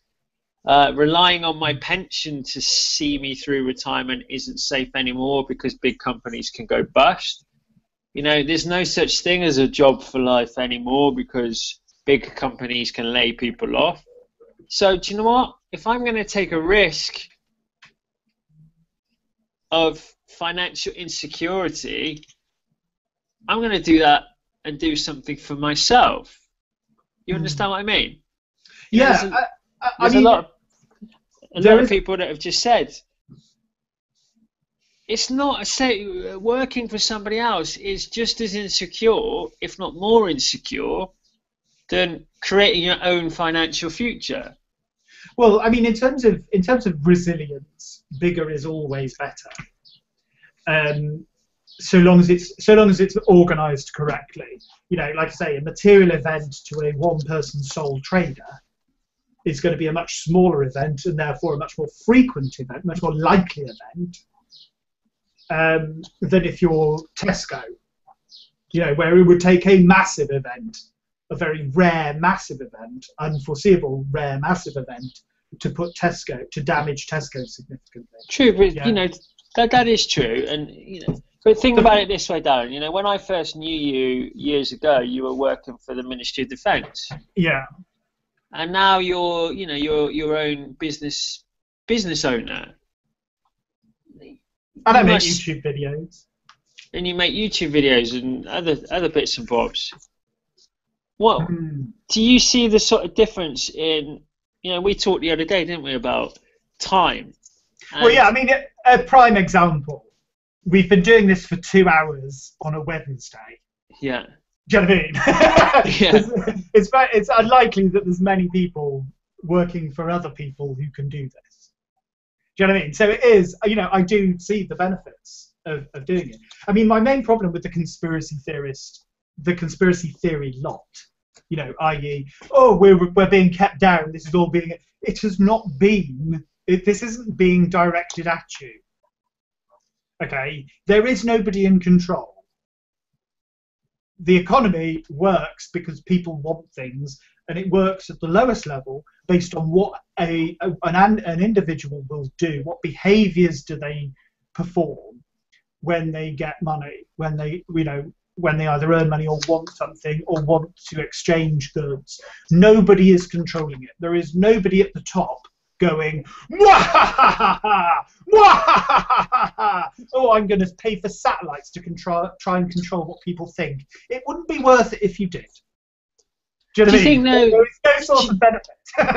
Do you think that is one? I mean, obviously we're not robots. We are pretty much creatures of free will and decision. But is there an element of subliminal reinforcement that makes us? That means some of us have been a little bit manipulated. No, I think where it comes from is a realization that you aren't really in that much control yourself over. Events have a far bigger impact on you. And where the sheer luck of where you happen to be born, for example, has a huge impact on your life, and your ability to work hard and get over the fact that you were born in Somalia to a prostitute. Do you know what I mean? You're not going to have this huge impact. People want to think that there's either a god or some controlling influence from government or something else that is bigger than you, that if only you could either impress or overthrow, you would then solve all your problems. So, and there's people who go like, "I've got problems. I know what, it's foreigners that's causing it, or it's the government that's causing it, or the big pharma that's causing it, or it's God that's causing it, or it's atheists that are causing it, or it's gay people that are causing it." It's always somebody else's fault. And the hardest way to solve problems is to sit down and solve problems. The easiest way is to blame other people. So you get these people who go, "Oh, now I understand why I'm not a millionaire." Yeah. It's foreigners, or it's the government, or it's chemtrails, or it's always something else that is, and it's always something you can't change. So one of the features of conspiracy theories is it's something that you personally don't understand, and it's something you can't do anything about. And that's how they get. So, it's scapegoating. It's Nuremberg rallies. This is what all this is. All conspiracy theories are. David Icke, etc. It is just, here's who you should be blaming. Now pay me the ticket money. Do you think, I mean, Darren, I agree with you actually in that respect, because it takes a big person, a strong man or a woman, to look up and say, "No, I am responsible. I am responsible. I can do this. It doesn't matter about governments." So you've kind of had that realization. Yeah, I mean, but as I say, what I'm talking about is like me than somebody born in Somalia. I was lucky enough to be born into a system where you can put effort in and get reward out. True. Well, I mean, what do you think? For example, I mean, have you always thought as you do now? Because I know that I haven't. Example, and this is an actual example now. I was nearly chucked out of my school for exposing yourself, for flashing myself. I was nearly chucked out of school because we had a visit from Mars Mars Confectionery. Okay. It was basically it was a business studies lesson, and we had a visit from Mars, and it was all about packaging. So this guy came in with 4 or 5 boxes, full boxes, to show us the packaging, the Mars bars, the Bounties, the whatever. And he did the talk, and at the end he was like, well, guys, if help yourself if you want a chocolate bar. So everybody sort of coyly walked up and, I'll have a Mars bar, and then off everybody went for their break. Now, I waited at the end, and I said to the guy, well, can I have them all? And he was like, yeah, I work for Mars, there's an abundance. So me and this guy, who I won't mention because he's on Facebook and he might not want me to, we basically took all of these chocolate bars and we stood right outside the canteen and we sold these chocolate bars 50% cheaper than the canteen. Because there was no outlay for us, so it was pure profit. Yeah. And it was enough.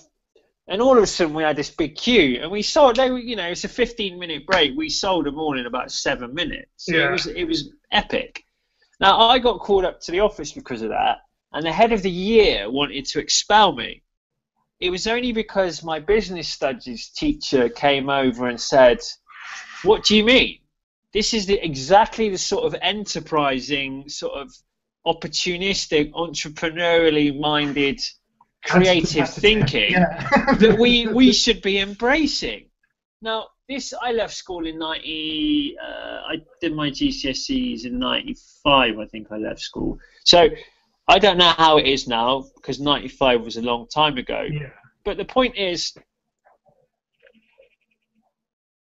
would schools now, are they geared to embrace and encourage people to be free thinkers? Do they embrace and encourage people to, be more enterprising? Or is it, this is the national curriculum, this is what we will teach you? Do you understand what I mean?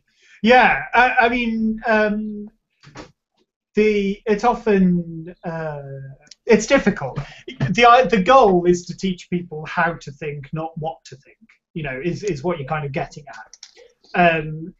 We want people to be creative. We want people to fill these roles, and everyone should be successful, and everyone should, for as long as you're telling people how they ought to be, you're stifling how they actually are. So I don't think you should gear. I think education should suit the individual. Mm-hmm. I think it should start later and finish later. Yeah. So I think asking 14-year-olds what they want to do for the rest of their life is ridiculous. Especially when most 30-year-olds wouldn't be able to tell you. So I think it should be. I think there should be more of a culture of education. Mm-hmm. I see people spouting off about things like evolution and other philosophical things and things like that. Which philosophy, I don't mind it so much, but when they're talking about science and technology and things like that, with the internet, you can go and find these things out. There's no real excuse for this desire to maintain ignorance of topics. And I think, changing that culture so that we do go and try and find out, and stop admiring people who claim to have answers. Do you know what I mean? That's a big thing. There's still this want for charismatic people who claim to have lots of answers, and we need to get rid of that because they aren't real. They're just charlatans, should we say? Celebrity status, exactly. Isn't it? Yeah. People who stand up on stage and say, "Oh, I know how things really work. The royal family are lizards." Do you know what I mean? That sort of thing, where people will just go, "Oh yeah, I knew it. That's why I haven't got a job. I knew it." Do you know what I mean? I'm being kept down by a clan of evil aliens. Really? What? WTF, as they say. It's that sort of thing where you get people. I would say the best thing you can teach a child is that no one's in control. you've probably got 70 to 80 years. Do what you want to do, because nobody else is going to be concerned with what makes you happy. You know, the best you can hope for interest from the government is doing things so that you don't riot. So it's, you know, it's got to be, like I say, informed self-interest. But we need to work more on the informed part and perhaps take the pedal off of the generating self-interest. So do you think then? A lot of time and money doing. Do you think that, you know, a lot of it then is a lack of response? You know, people's. Let's kind of get back on the subject of economics. Yeah. Do you think a lot of people's economic? I mean, I know, for example, you know, where my parents were, what my parents did. I know what I'm trying to achieve. I know what friends of mine who have come from very, very deprived backgrounds and are now very successful people in terms of, you know, material wealth, which is what they're looking to accumulate, and business portfolio growth and stuff. Do you think really the economic answer is just simply take responsibility, realize that you are the only one that can control your own destiny? You are the one that needs to go out there and take your chances. You are the one that needs to wake up and look at what's really happening and just get on with it and stop fucking making all these crap excuses. Yeah, I mean, I mean, my instinct is to be a little careful in assuming that everyone is born equal, sort of thing. So people have different aptitudes. Some are very, very practical and can go out, and you need those people in order to achieve anything. Yeah. Some people are. Oh, hang on, I just 1 second. All right. Oh, sorry. I'll speak to you later. Okay. Ooh. There we go. Scott just going to work. Yeah, there's a range, and you can't. I think it's a mistake to encourage entrepreneurial system. We can't all be entrepreneurs. Just like we can't all make clogs and we can't all clean windows. Yeah. But remove that, because it's like with artists, you know, you hear the music industry, it's usually music distributors, but you hear the music industry whining about piracy and things like that, and claiming that it's going to threaten the production of future music. That's incorrect. People who are musicians, people who are artists, will make art even if it never makes them any money. Yeah. Do you know what I mean? What you want to do is give those people the freedom to do art, because art is extremely important and has an enormous influence on the way people think and the things they question. Yeah. So it's the system needs to not disproportionately reward them. Yeah, so say, whoa, we need more art, so you get shitloads of money, or we need more entrepreneurs, so entrepreneurs should get most of the money that the business makes. I don't think that's right. Do you know what I mean? You can't. I don't think you should. You know, an entrepreneur doesn't go out and come up with brilliant ideas just because he's very greedy. Mm-hmm. Do you know what I mean? He's creative and he likes solving problems. Yeah. And he likes seeing the fruits of his ideas, you know, bear fruit. He's not doing it in order to buy an island, because his ultimate dream is to buy an island. Yeah. You know, they get very rich, they have too much money, and they wonder what they can buy, so they then buy an island. Do you know what I mean? It isn't the case, I'm somebody who wants an island, so an entrepreneurialism is a means to an end. You know, so I think that people should be encouraged to be the best they can, because it's only through diversity and encouraging diversity that we'll be able to solve the diverse problems. If everybody, you know, if you ask a CEO, for example, how do we solve of a Fortune 500 company? How do we solve this problem that's outside of his? He won't be able to help you. CEOs are not naturally creative people. They're good at managing huge enterprises and trying to keep things together. They're not problem solvers. They're not entrepreneurs. Mm-hmm. You know, they have a very different role. Whether they're worth the millions and millions of pounds they're paid every year, I highly doubt. Mm-hmm. Do you know what I mean? It's just as likely that you get a single mother from Leeds to do the job for a year, and you'll have as much change in the share price because of her. You know. Do you think? Yeah, absolutely. I mean, I struggle when people say, "Oh, I earn £3 million. I earn this." You don't. You get paid it. There's a very, very difficult to work out what you're actually earning, and that if it wasn't you doing that job, what somebody else would be worth. I suspect they'd be paid the same because it goes with the job, not the effort in. Do you know? I would love to see that as a man of science yourself, Darren. I would love to see that as a scientific experiment. I would love to see a single mother from Leeds, right, dropped into the CEO of Marks and Spencer's role for a year. Yeah. To test that theory. And say, could they fuck it up any more than the last guy? Do you know what? I mean, that is the no. thing. I have a differing view in terms of could anybody do the job. I really do. But what I do fundamentally and mentally agree with you is you could take the CEO of any big company who goes in for a year and royally makes a hash job of it, and then by way of a payoff, you know, it's that millions of pounds to fail mentality, isn't it? Yeah, it's like, absolutely. You know, if imagine this, you know, if I went and got a job as a salesman of Windows, and I joined the company and I didn't sell any Windows in 8 months, I would not be paid £2 million. Yeah, exactly. Yeah. You know, or I wouldn't be paid. Well, you know, mate, you know, thanks, Danny, but at the end of the day, we're going to have to get rid of you, but here's 1.5 years worth of your salary. Yeah. I've gone in there and I failed, and I think that's partly a really bad thing when you reward failure and mediocrity. That's why I don't tip bad service, by the way. Yeah. I'm not an auto tipper. No, you know. I'm not saying replace the finance director. I'm not saying replace the sales director.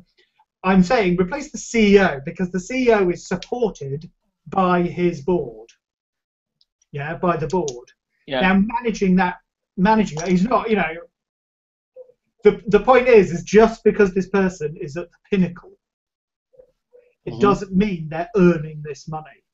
And it seems as though it's not like they've got terminal responsibility. They aren't paid loads, so that because, oh well, if you fail, the impact is huge. So you're carrying all this weight on your shoulders, all this stress. So you've got to be paid loads, because, as you say, when they get sacked or if they walk out, they still take a shitload of money.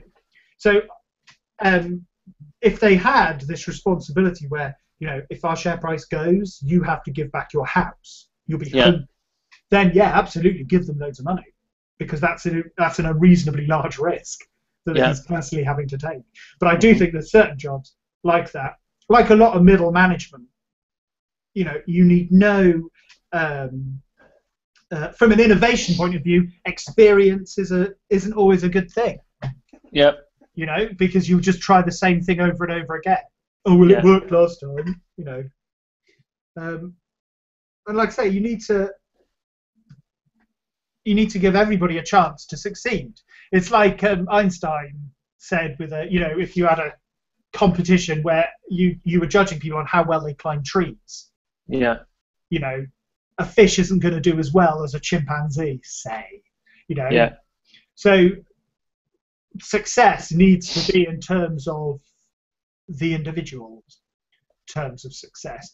That said, there is a system that is very expensive to keep in place and requires certain tasks to be done in order to maintain this link between output and reward that's so good in this country. You know, that's very much better than the vast majority of the world. You know, and this is why people want to come here, because they can put the effort in and make money out of doing that. Yeah. That system can't remain there if everybody goes, well, I want to play video games for the rest of my life. Do you know what I mean? So you have to encourage this diversity to build resilience into the system.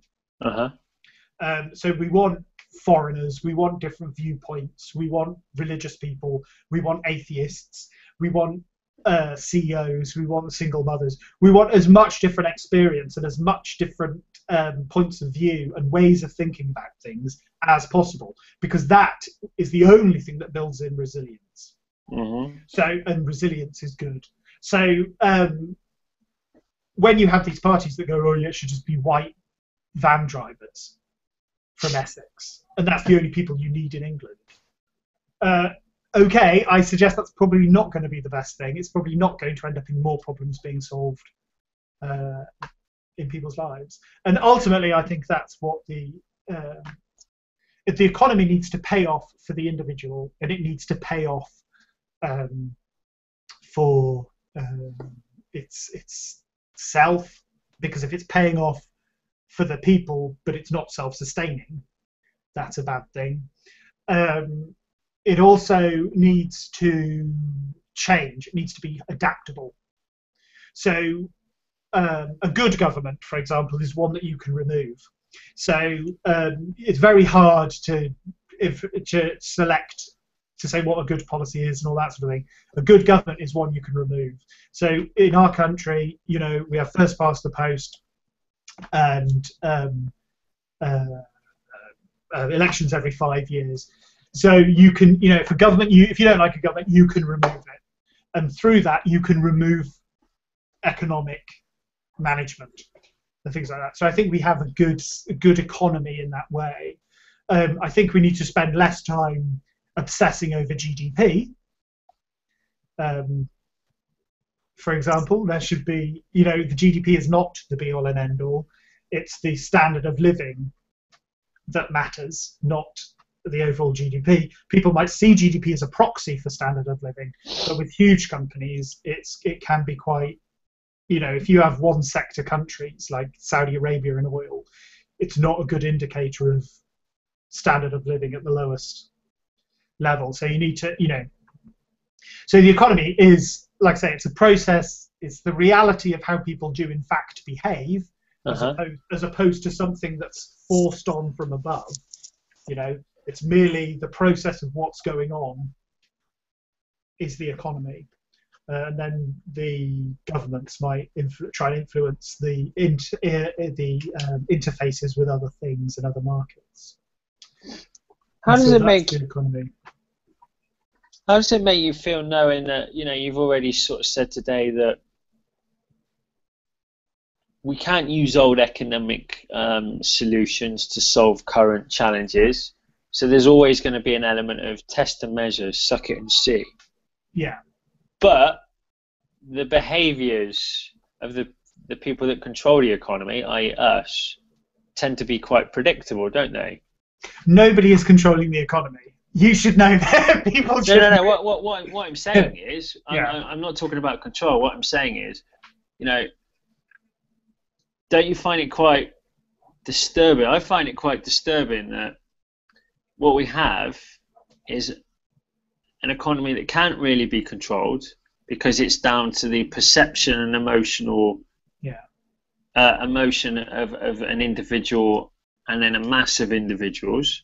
Yeah. But then when things go wrong, the very people that we almost look up to fix it, because there's still those people that don't realise that the power is in our hands. The reason that we're in debt is not because the government have shit economic policies, it's because you've gone out and leveraged yourself to the hilt, and now all of a sudden there's been a correction, now you can't cope. But that wasn't, you know, you're not in debt because of Tony Blair. You're in debt because of your own irresponsible behaviour.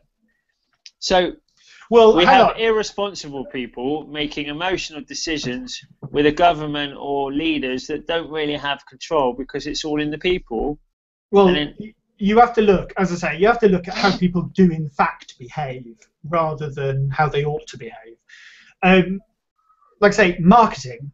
And the market, as you said, the selling of financial products is something that can and probably ought to be regulated. You know, you look in poor streets and there's a Betfred, there's a Coral, there's a Ladbrokes. there's all these things where it's not because they've got some sort of really good knowledge about what horse is going to come in.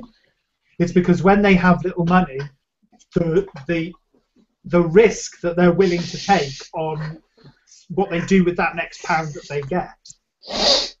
Yeah. Because they can put that pound on a horse and get a life-changing amount of money because they'd have nothing else in their life. Yeah. You know, that environment, that situation causes these bad decisions to be made. So the government needs to change the circumstances that those decisions are being made. You know, what does that individual do when they get another pound? What you want to do is get them to the point where they're entering the middle class. Yeah. Where they're perhaps thinking about investing money in something else, you know, in stocks and shares and things like that. That's the ideal. That's where you want to go. Now, the policies that are made, you can take money from the cash hoarders who aren't using it for anything else, you know, and pay it in benefits to these sinker states to try and get money circulating within them. Yeah. Yeah. And so changing the circumstances so that they're making better decisions, that they're not going to payday lenders and bet shops because they see that as the only way of having a life that, you know, no one will take the piss out of their trainers and call them a jippo over.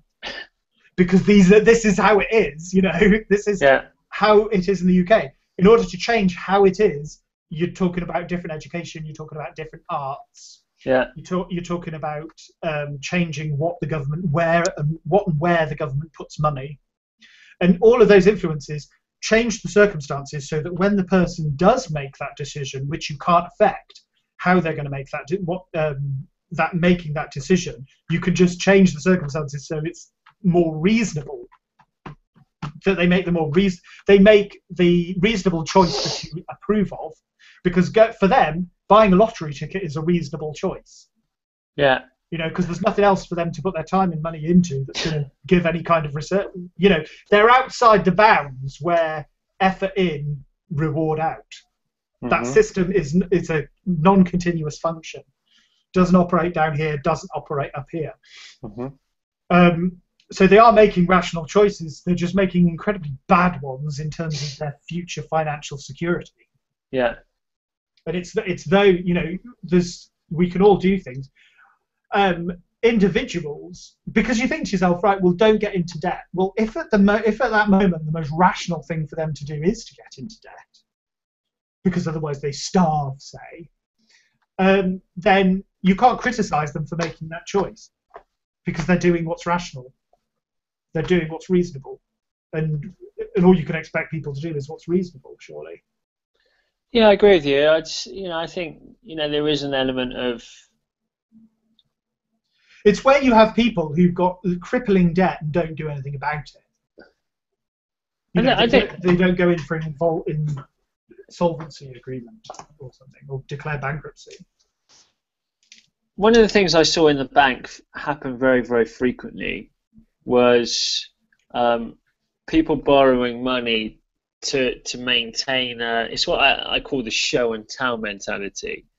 It was a lot of pride and ego making decisions. You know, for example, Sarah and Dave go out for dinner three nights a week. Dave's just lost his job, but they've got a circle of friends where if Dave and Sarah stop going out for dinner 3 times a week, it will look bad. Their pride would be hurt, their ego would be hurt. So Sarah and Dave continue to go on their, 3 meals a week adventures, even though their lifestyle now only enables them really to go out 3 times a month. And I think that's something that I saw very, very frequently happening in the bank, and why borrowing was so important. I know people, for example, that could start their own business, very, very talented, very, very intelligent people. But one of the things that they don't want to do is let go of certain things in their life, like, the meals out. I remember telling a guy once that for the first year that I started my recruitment business 7-8 years ago, I was basically I was living. All I had was 2 Weetabix and 2 pot noodles every day. That was my entire diet, pretty much Yeah. for a year. And a lot of people were like, "So I could never do that." I've got to have my organic lettuce. Yeah, I've got to. So I think, we are blessed in this country, and probably the same in America, I would imagine, where we're unlikely to starve to death, because, we've got pretty good medical treatment. We've got, even if you wanted to start a business and you got 2 months in and you realised that it's not going as well as you could, you could probably go and find a part-time job or look for a full-time job for a bit, claim job seekers allowance whilst you're doing it, get your rent paid for, get your mortgage paid for, get your council tax paid for, get however much job seekers allowance is every week or fortnight, whatever it is. That's where we live as a country. That's what we have, and you can always find food. I believe that.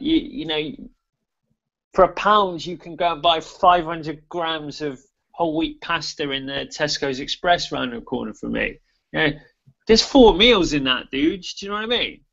Yeah, but there's nothing good about having a system. I mean, the minimum that a system should do is ensure that nobody's starving to death, I think. And that's what we have here, isn't it?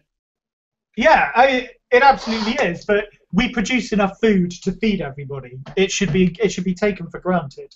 It should be taken for granted. I know that sounds bad, but it very well should be. It's the amount of money in the economy and the amount of money in the hands of a very small number of people is enormous. There's absolutely no excuse for people having to go to food shops and things like that. People want to get patriotic and wave flags about. Their grandparents, these people having to go to food banks and things like that, and homeless people, their parents and grandparents were asked to go and fight so that their children would have a better future. We can't just have it as, oh well, we'll march up the Mall in November and that's how we thank them. No, you realise their legacy. You ensure that people don't have to choose between food and shelter. And if it means taking money off of people who done very well out of the system that was fought for and defended, then so be it. Do you think that is right, though? Absolutely no problem. What? Do you think? I've had this thought a couple of times, and I've got a very wealthy friend who employs 30 or 40 people. Every month he puts salaries in their banks. Every month he pays national insurance. Every month he pays, corporation tax. He makes a fair old whack to the system, not just with the profits that he or she is taxed on, but with the money that they, He's not the sort of person that I'm talking about. Huh? That's not the sort of person that I'm talking about. No, what I'm saying is, should we tax more these wealthy people, the business owners, or should we tax them less to encourage them to recruit and build businesses? No, the only thing that causes them to employ more people is an increase in consumption. They don't go, oh, well, my tax bill's lower this year, therefore I'm going to employ more people and become less efficient. So businesses don't work in the way that, if their costs decrease, they employ more people. The only reason that causes them to employ more people is because demand has increased, because consumption has increased. The only way you consume more is by giving money to consuming units so that they consume more stuff. So by paying more tax that's then given in benefits to his customers, he'll see that money come back tenfold. In terms of taking money off of people, and plus, he is doing a good job, and he's doing great, and I wouldn't change his tax system at all. That's not the sort of... What I'm talking about is taxing people who earn ridiculous amounts of money, who they can't, the decisions they're making are not dependent on the amount of wealth that they have. Do you know what I mean? Because there's no There's nothing they can buy which will impact it significantly.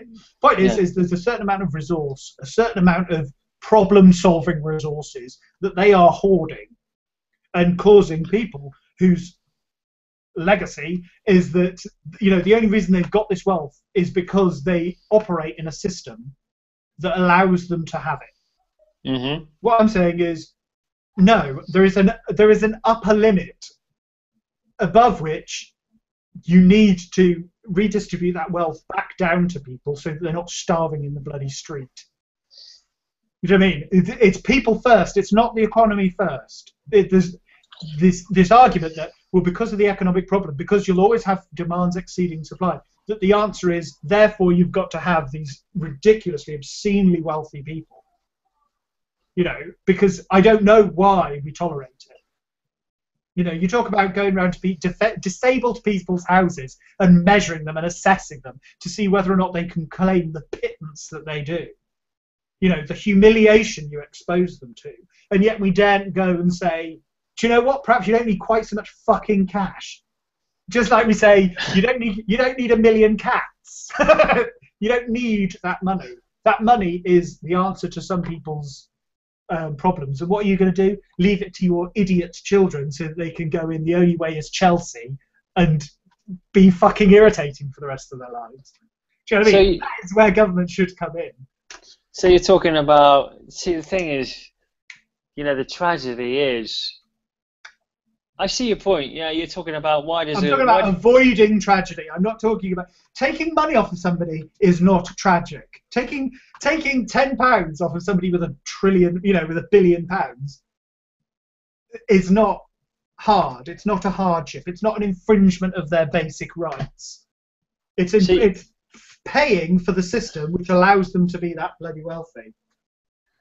So rather than have an individual that's got £600 million fortunes, you kind of take, I don't know, maybe 100 million of that and distribute it.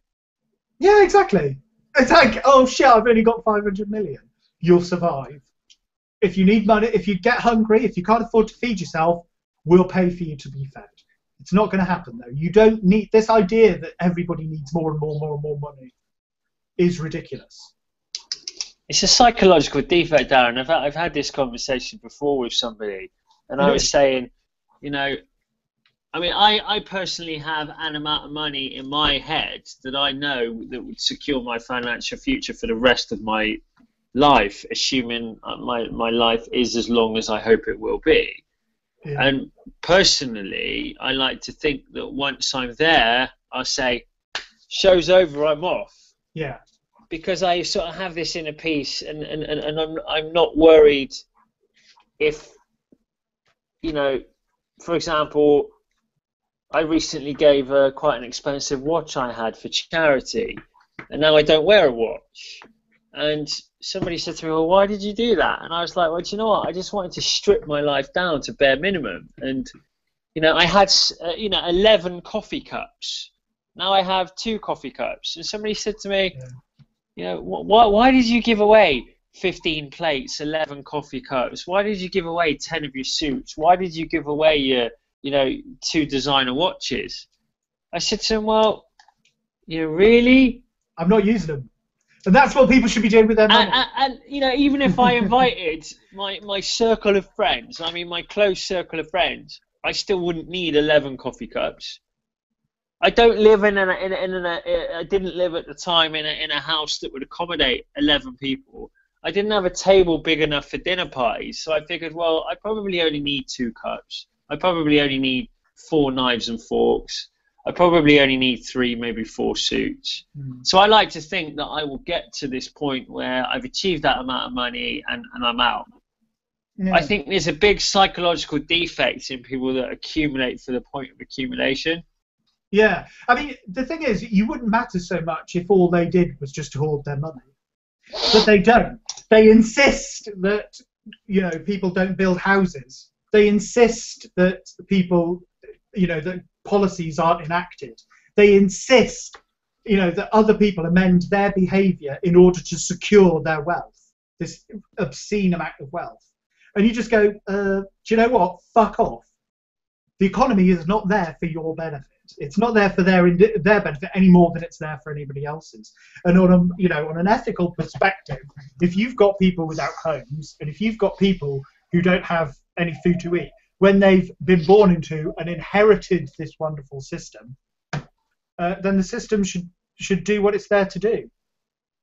And protect. Have a net that nobody falls through. It's a minimum of society. And if these people don't give the money up voluntarily, we should take it off them. I mean, even the bastards will go abroad and put money abroad to avoid paying tax, to avoid paying for the damn system that has let them earn. That link between output and return. They have said, yeah, I don't want to fund it. I just want to bleed it dry. This is why a lot of people hate monarchy. The fact that there's these not that there's anything wrong with them. I mean, it's just these kids are being born into something that of course they've never earned it, but they're never the kids of the royal family are never going to go in poverty ever unless they choose to do it. But of course nobody's going to choose to do that. No, they're automatically given everything they want to just because of their their DNA.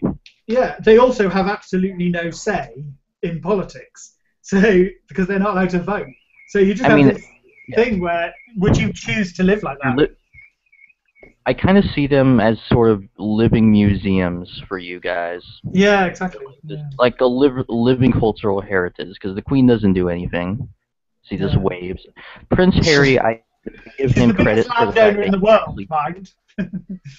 Yes, I give Prince Harry the credit for the fact that he actually did join the army. Yeah. And became, he's just, he's actually doing what monarchs would have done 1,000 years ago. A lot more recent than 1,000 years ago. Yeah, but you get what I mean. I mean, he's, he's actually fighting.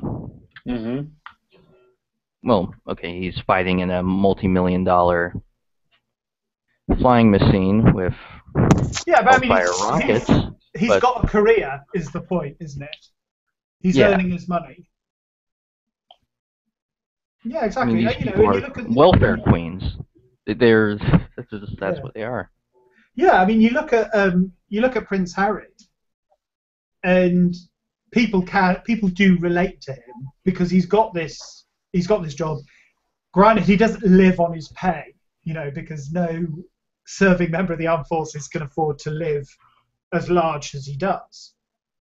But you give, the character of the man shows through. You give him all the resources in the world, and what does he want to do? He wants to go out, get a job, have a relationship, get drunk, do the things that normal people want to do. He doesn't go, oh, well, as soon as I want command of a regiment, I want my own island to go rule. He's not like Prince Edward or somebody like that. He's just sat on a pile of cash, trying to maintain his regal dignity. Harry's more like a normal person. They want to get on. They want to do their own thing. They want to actually impact something. They want to have an effect. I mean, I'd say that most people do want, to live, the stereotypical American dream. I mean, everybody wants to be rich, but I think at least, it might be controversial for me to say, but I do think most people want to earn it. I think most people want to, say that in their early years they were near poverty and that they had to, fight to get a certain amount of stuff and that they were able to build up from the ground. Because obviously, nobody likes, that was the controversy with, Mitt Romney. This guy was, essentially a monarch, an unofficial monarch. Now, one good thing in America is there isn't the nouveau riche stigma that we have here. In the ruling classes for a very long time, there was a disdain for the mill owners, and the new middle classes, because they were the nouveau riche. They didn't inherit their money; they worked for it. Shock horror, This whole idea, we tend to talk about things like benefits and say, oh, you can't give them benefits, they haven't earned it, they don't deserve it. And of course, if you then look at somebody inheriting £10 million, If you're going to take it off of one, you have to, for the name of consistency, take it on off the other. Have you earned this money? No. So you're not going to have it. You know, you can't have one without the other, it seems to me, at either end, if you're going to allow inheritance. And I keep saying allow, because money is power. And people should have a say over on who holds the power. So it's absolutely right that the government should have the option of redistributing wealth, because it is there for as long as the system is there. If we all turn around, if some brilliant scientist came out with working fusion, and you know, there was no limit to what we can have because energy is basically infinite, and it's only a matter of technology as to how we apply it to get what we want, then the value of gold and the value of petty things will just drop out the bottom. So they require this system in order to keep all this value there. So do you think... Overthrow them is what I should do. Should we just start a riot, boys? I predict a riot. No, I mean, the point is you've got to keep... The system has to work for all. It can't just... If you have... There's more poor people than rich people, and that's always going to be the way. Mm-hmm. So what you need to do is to make sure that the poor don't get so poor that they riot, that they say the best way for me to improve my lot, and not to be called a Jippo because I don't have the right trainers, is to steal it. If you bring people down to that level, the most rational course of action for them is to riot, is to loot. Mm-hmm. You can't turn around and go, oh my God, why don't they just suck it up and accept that they're going to be poor for the rest of their lives? Do you know what I mean? You can see it. So there's a responsibility on everybody to do the right thing, proportional to their ability to do the right thing. Mm-hmm. And people with more money have more influence and more ability to help those without. And so they ought to, oughtn't they? And I think anybody But at the same time, you know, I still believe that there should be people who are, you know, I don't think Bill Gates, I think he deserves every, you know, dollar he's earned compared to, you know, Paris Hilton. Yeah, Paris Hilton has not earned a dollar. You know, I mean... What about her spray? Her spray is beautiful. Have you ever smelled it? Bill Gates is somebody you want controlling lots of money because he gives it away. And he has the Bill Gates Foundation. And he funds schools, and he funds vaccine programs, and he funds water treatment, and he does all these great things. He's somebody you want controlling resources. Yeah. But when you have somebody like Paris Hilton who just causes more harm than good with the resources that she's inherited, it's ridiculous to say the people who are affected by it should have no say in what she does, you know, in the damage that she does. She needs to be limited in terms of the damage that she can do. You have a child in America who got drunk, drove a car and killed, was it 4 pedestrians, and wasn't sentenced because the judge said he's too rich. He was spoiled growing up. And really? Yeah. He was spoiled growing up because his parents were so rich he had no real sense of right and wrong and couldn't have appreciated the consequences of his actions, so he didn't go to prison. What I'd have said is, well done parents, you've broken your child. Unfortunately, he's now more of a danger to others and himself, so we're going to have to lock him up for life. That's what should have happened, but they didn't. He was too rich to go to prison. And that sort of thing should cause a riot, but we don't. We just tut and write sardonic articles in the press. Wow. I mean, that is outrageous, is it not? No, I think, you know... Too rich to fail, too rich to go to prison. If you or I went out there and knocked over 4 people in our local high street, I think, you know, could I say, well, I didn't know right and wrong because of the psychological abuse I've suffered from being called a Jippo at school? Because I was too poor. Exactly, yeah. You're not gonna, exactly. I mean, this sort of thing, you just say, right, the system is, that is a symptom that the system is broken. If you've got people, if there's a problem with getting too rich, in that somebody is killed because you are too rich and you didn't know it was wrong, you know, that should be, right, we found evidence that being too rich has downsides. Therefore, for your own good, We're going to stop you being too rich. If anything, you should have imprisoned their parents as well. Yeah, absolutely. I might have, if the judge had said, okay, this guy is blameless because you parents have crippled him, you've destroyed him as a human being. He's now a non-functional member of society. Apparently, there's now 2 versions of me in this hangout. Wow. One for you. Can you remove one of them? Not wait. The one that's muted. You will eject. Do you also want to block the user? No. There we go. Yeah, I'm so. My internet's been kind of bad for some reason. Oh. Yeah. So it should have chucked the parents in the slammer as well. There should have been chucked the kid in there for being an irresponsible twit, and then chucked the parents in there for, Can you imagine? I mean, this is the thing where you imagine being a relative, hearing the news that your brother, your sister, your mother, or your father has been killed today by a drunk driver. Unfortunately, that driver's not going to be punished for his actions because it's a bit too late to start linking harmful actions with consequences. Do you know what I mean? It's just like baking powder. The reason we have a state justice system is to stop people going out and retaliating themselves. Do you know what worries me? It worries me now that every time I see a car which could be owned by a rich person, I'm going to be fearful. I would say it probably wouldn't happen in the UK. I mean, in America, it's a very different. Judges are elected. Nonsense like that over there. If I go to America, if I see anybody driving a car which looks like they could have wealth, I'm just going to stay on the sidewalk because, that's so easily set the precedent, couldn't it? For, imagine it now.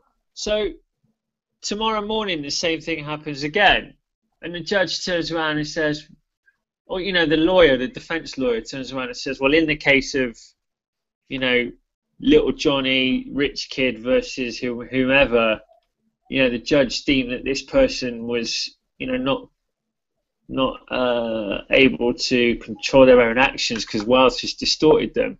Is that now going to be an invitation for the parents, for the children of rich people, just to drive how they want in America? Do you know what I mean? Yeah. I'll just in the chat. I don't know if you can see that, Danny, but I've just linked the story there on. They're calling it affluenza. Affluenza. Too affluent. It's crazy. It's actually about crazy. To mention that. I was gone for a second, so I didn't hear you. Oh, it is disgusting that and you've got these corporations that owe shitloads in corporation tax, but then negotiate a correct amount with our HMRC, so that the more you owe, the less you actually pay, which is outrageous. Some billionaire actually apparently raped some girl, and he's only in jail for like a couple months. No. It's ridiculous. You can't have it. This is the thing where you just go, not interested in how much money you've got. You're going to prison because this is the tariff. But people are just going, oh, if you go easy on him, you can. And to me, it just makes you think the judge is corrupt. You think the judge would go, in order to avoid any accusations of corruption, I'm going to have to put you away for a shit much longer. Well, that's the thing. I'd imagine there's probably, I don't know, I don't want to say anything libelous here. It's probably a few backhanders occurring, isn't it? I like that. I don't want to say anything libelous, but it's probably a couple of backhanders. Well, it doesn't matter. Darren, I don't know how many fans you have. Maybe the right honourable judge of this case is watching, and if you are, Your Honour, this is the thing. Justice. I'm only saying you're probably a corrupt motherfucker, not actually. No, but justice should be blind. You look at all the statues of justice around the world, and she's always blind, and she only weighs up the facts. A child, a 16-year-old or however old he was, got drunk, got behind the wheel of his ridiculously expensive car and killed 4 people. What other facts do you need to know that the criteria of you've broken the law have been met. I mean, to me, it's just outrageous. It's something that genuinely outrageous. Where you just have this system where there is, I mean, America lies to itself a lot. You know, it's the land of the free, we have no class system, things like that. You clearly do have a class system. You clearly have a very feudal class system as well, where the landowner makes the laws. You know. Yes, like like I said, the Hiltons are essentially monarchs. Yeah. Cardassians, of course. Kardashians. I mean, we honestly treat them exactly like you probably Princess Diana was treated. Only I think she probably had a lot more respect. Well, only after she died. Really? Yeah, before she died, she was basically hounded and pilloried as a whore the whole time. Yeah, she was. And then she died, and suddenly she was a saint. I think Elton John helped. Yeah, he always does. I think she did give to charity a lot, though. Sorry? It's what, sorry? I think she donated to charity a lot. Diana, no, she didn't donate to charity. She didn't have Really? that much money to herself. No, I mean, she was patron, and she brought a lot of attention to charities, which is good. Yeah, landmines, I remember. I received a recorder doing stuff for was it the Red Cross? It was like, yeah, all different charities. Did a lot of good work for AIDS charities and things like that. The problem was, at the time, there were big questions about what the role of the monarchy was. And one of the things was to say, well, to show how a good British family ought to be. And things like that. When all of her children divorced, you know, bar Edward, and they all had affairs, they were all mucking about. Half of them were corrupt, you know, so it was very much the zeitgeist. But since her death, it's just been ridiculous. It's the cult of Diana. But yeah, I don't think the difference between British royalty and American celebrity. Do you know what, though? I quite like Paris Hilton. Do you? Yeah, Do you mean the hotel in Paris? I tell you why I like her. Because she is somebody who obviously has inherited quite a lot of wealth, and she's got, you know, a brand name that she can leverage. But from what I've seen, you know, little snippets here and there of some of the things she's done, she's actually made some quite shrewd business investments on her own back. And I think what she's done is, you know, I think she's leveraged her brand quite well in terms of, you know, appealing to this celebrity culture that we and America has. You know, she shifted quite a few bottles of perfume. You know, she was getting paid, you know, ridiculous amounts of money per episode for that show she did with what's her name, Nicole Richie. So obviously, you know, she's been given a boost. You know, she comes from good stock. I mean, that is fascinating. However, I mean, she's made a few quid. You know, I mean, she's no what's her name? What's Donald Trump's daughter called? I have no idea. I mean, Ivanka? The point is she's no Ivanka Trump. I mean, Ivanka Trump has gone and created $100 million fortune. She's done pretty well. She's a smart girl. Yeah, but you know, you do realise it's very easy when your parents' friends are all business leaders. You know, you can get financial advice very, very easily. And you're born with millions of pounds in the bank. Yeah, it's far more impressive when you have somebody starting with nothing. I agree with that. I mean, I do agree with that. You know, it is harder to be self-made, to start from scratch, and you know, if you've got the name Trump or Hilton after your name. But you know what? Sometimes actually making money is easier than keeping it. You're not going to start telling us that mo money, mo problems, are you, Mr. Small? I mean, you know, it's to go from 0 to 1 million is probably probably easier than to go from 10 to 100 million. I'd have to disagree. Yeah, I don't think that's true at all. I mean, people do not, in their daily lives, people do not lose millions of pounds. Well, look at how many inherited celebrities. I mean, you know, Ivanka Trump, okay, she's leveraged her position. She's made $100 million. Her dad's Donald Trump. She's probably got all the world's connections, you know. But you have to be smart to realize that. You have to be smart to, you know, somebody once said to me, and I fundamentally agree with this, that all of us have, what was it he said? He calls it the law of association. We all have in our lives everything that we need to be successful. It's merely a case of recognizing it.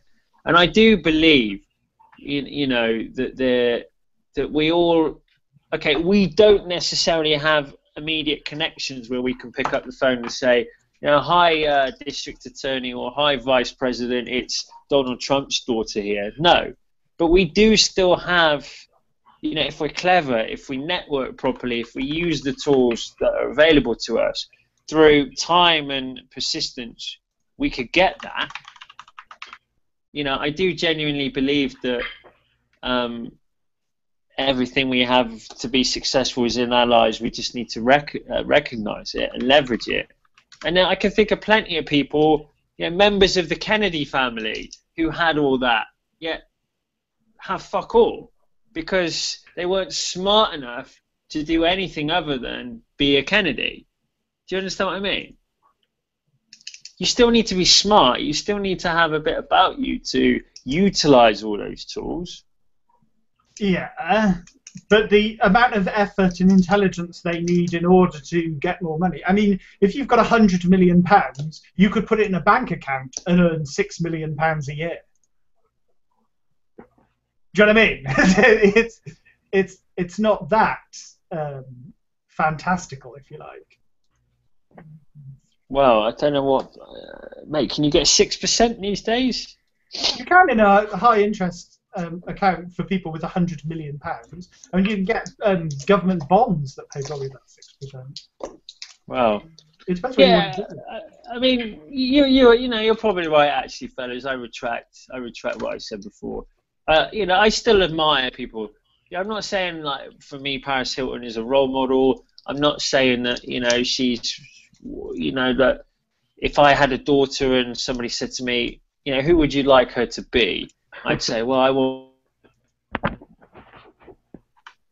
Hello? I think he just got attacked by Paris Hilton. Yeah, it's the Paris Hilton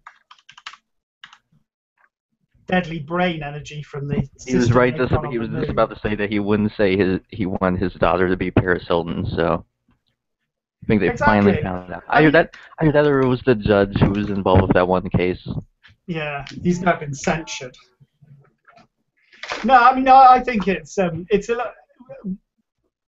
one thing they seem to have is you know, the freedom to what's the date today? Is the freedom to make their own choices, you know, and the freedom to make maybe riskier choices that you don't have if you have no, you know, if your parent isn't a multi-millionaire. Well, yeah, definitely. I mean, I could only really think of one president who basically started from scratch, and that would be Abraham Lincoln.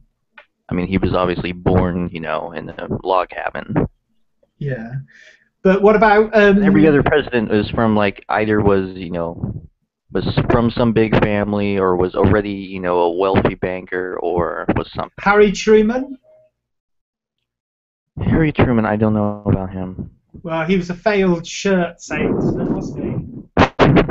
There was. I know the Roosevelts were big family. Yeah, Jimmy Carter. Oh yeah, Jimmy Carter was a peanut farmer. Yeah. Bill Clinton. Oh yeah, he started off poor actually. Well, yeah. Yeah. Obama. Well, Every Democratic president for the last 20 years.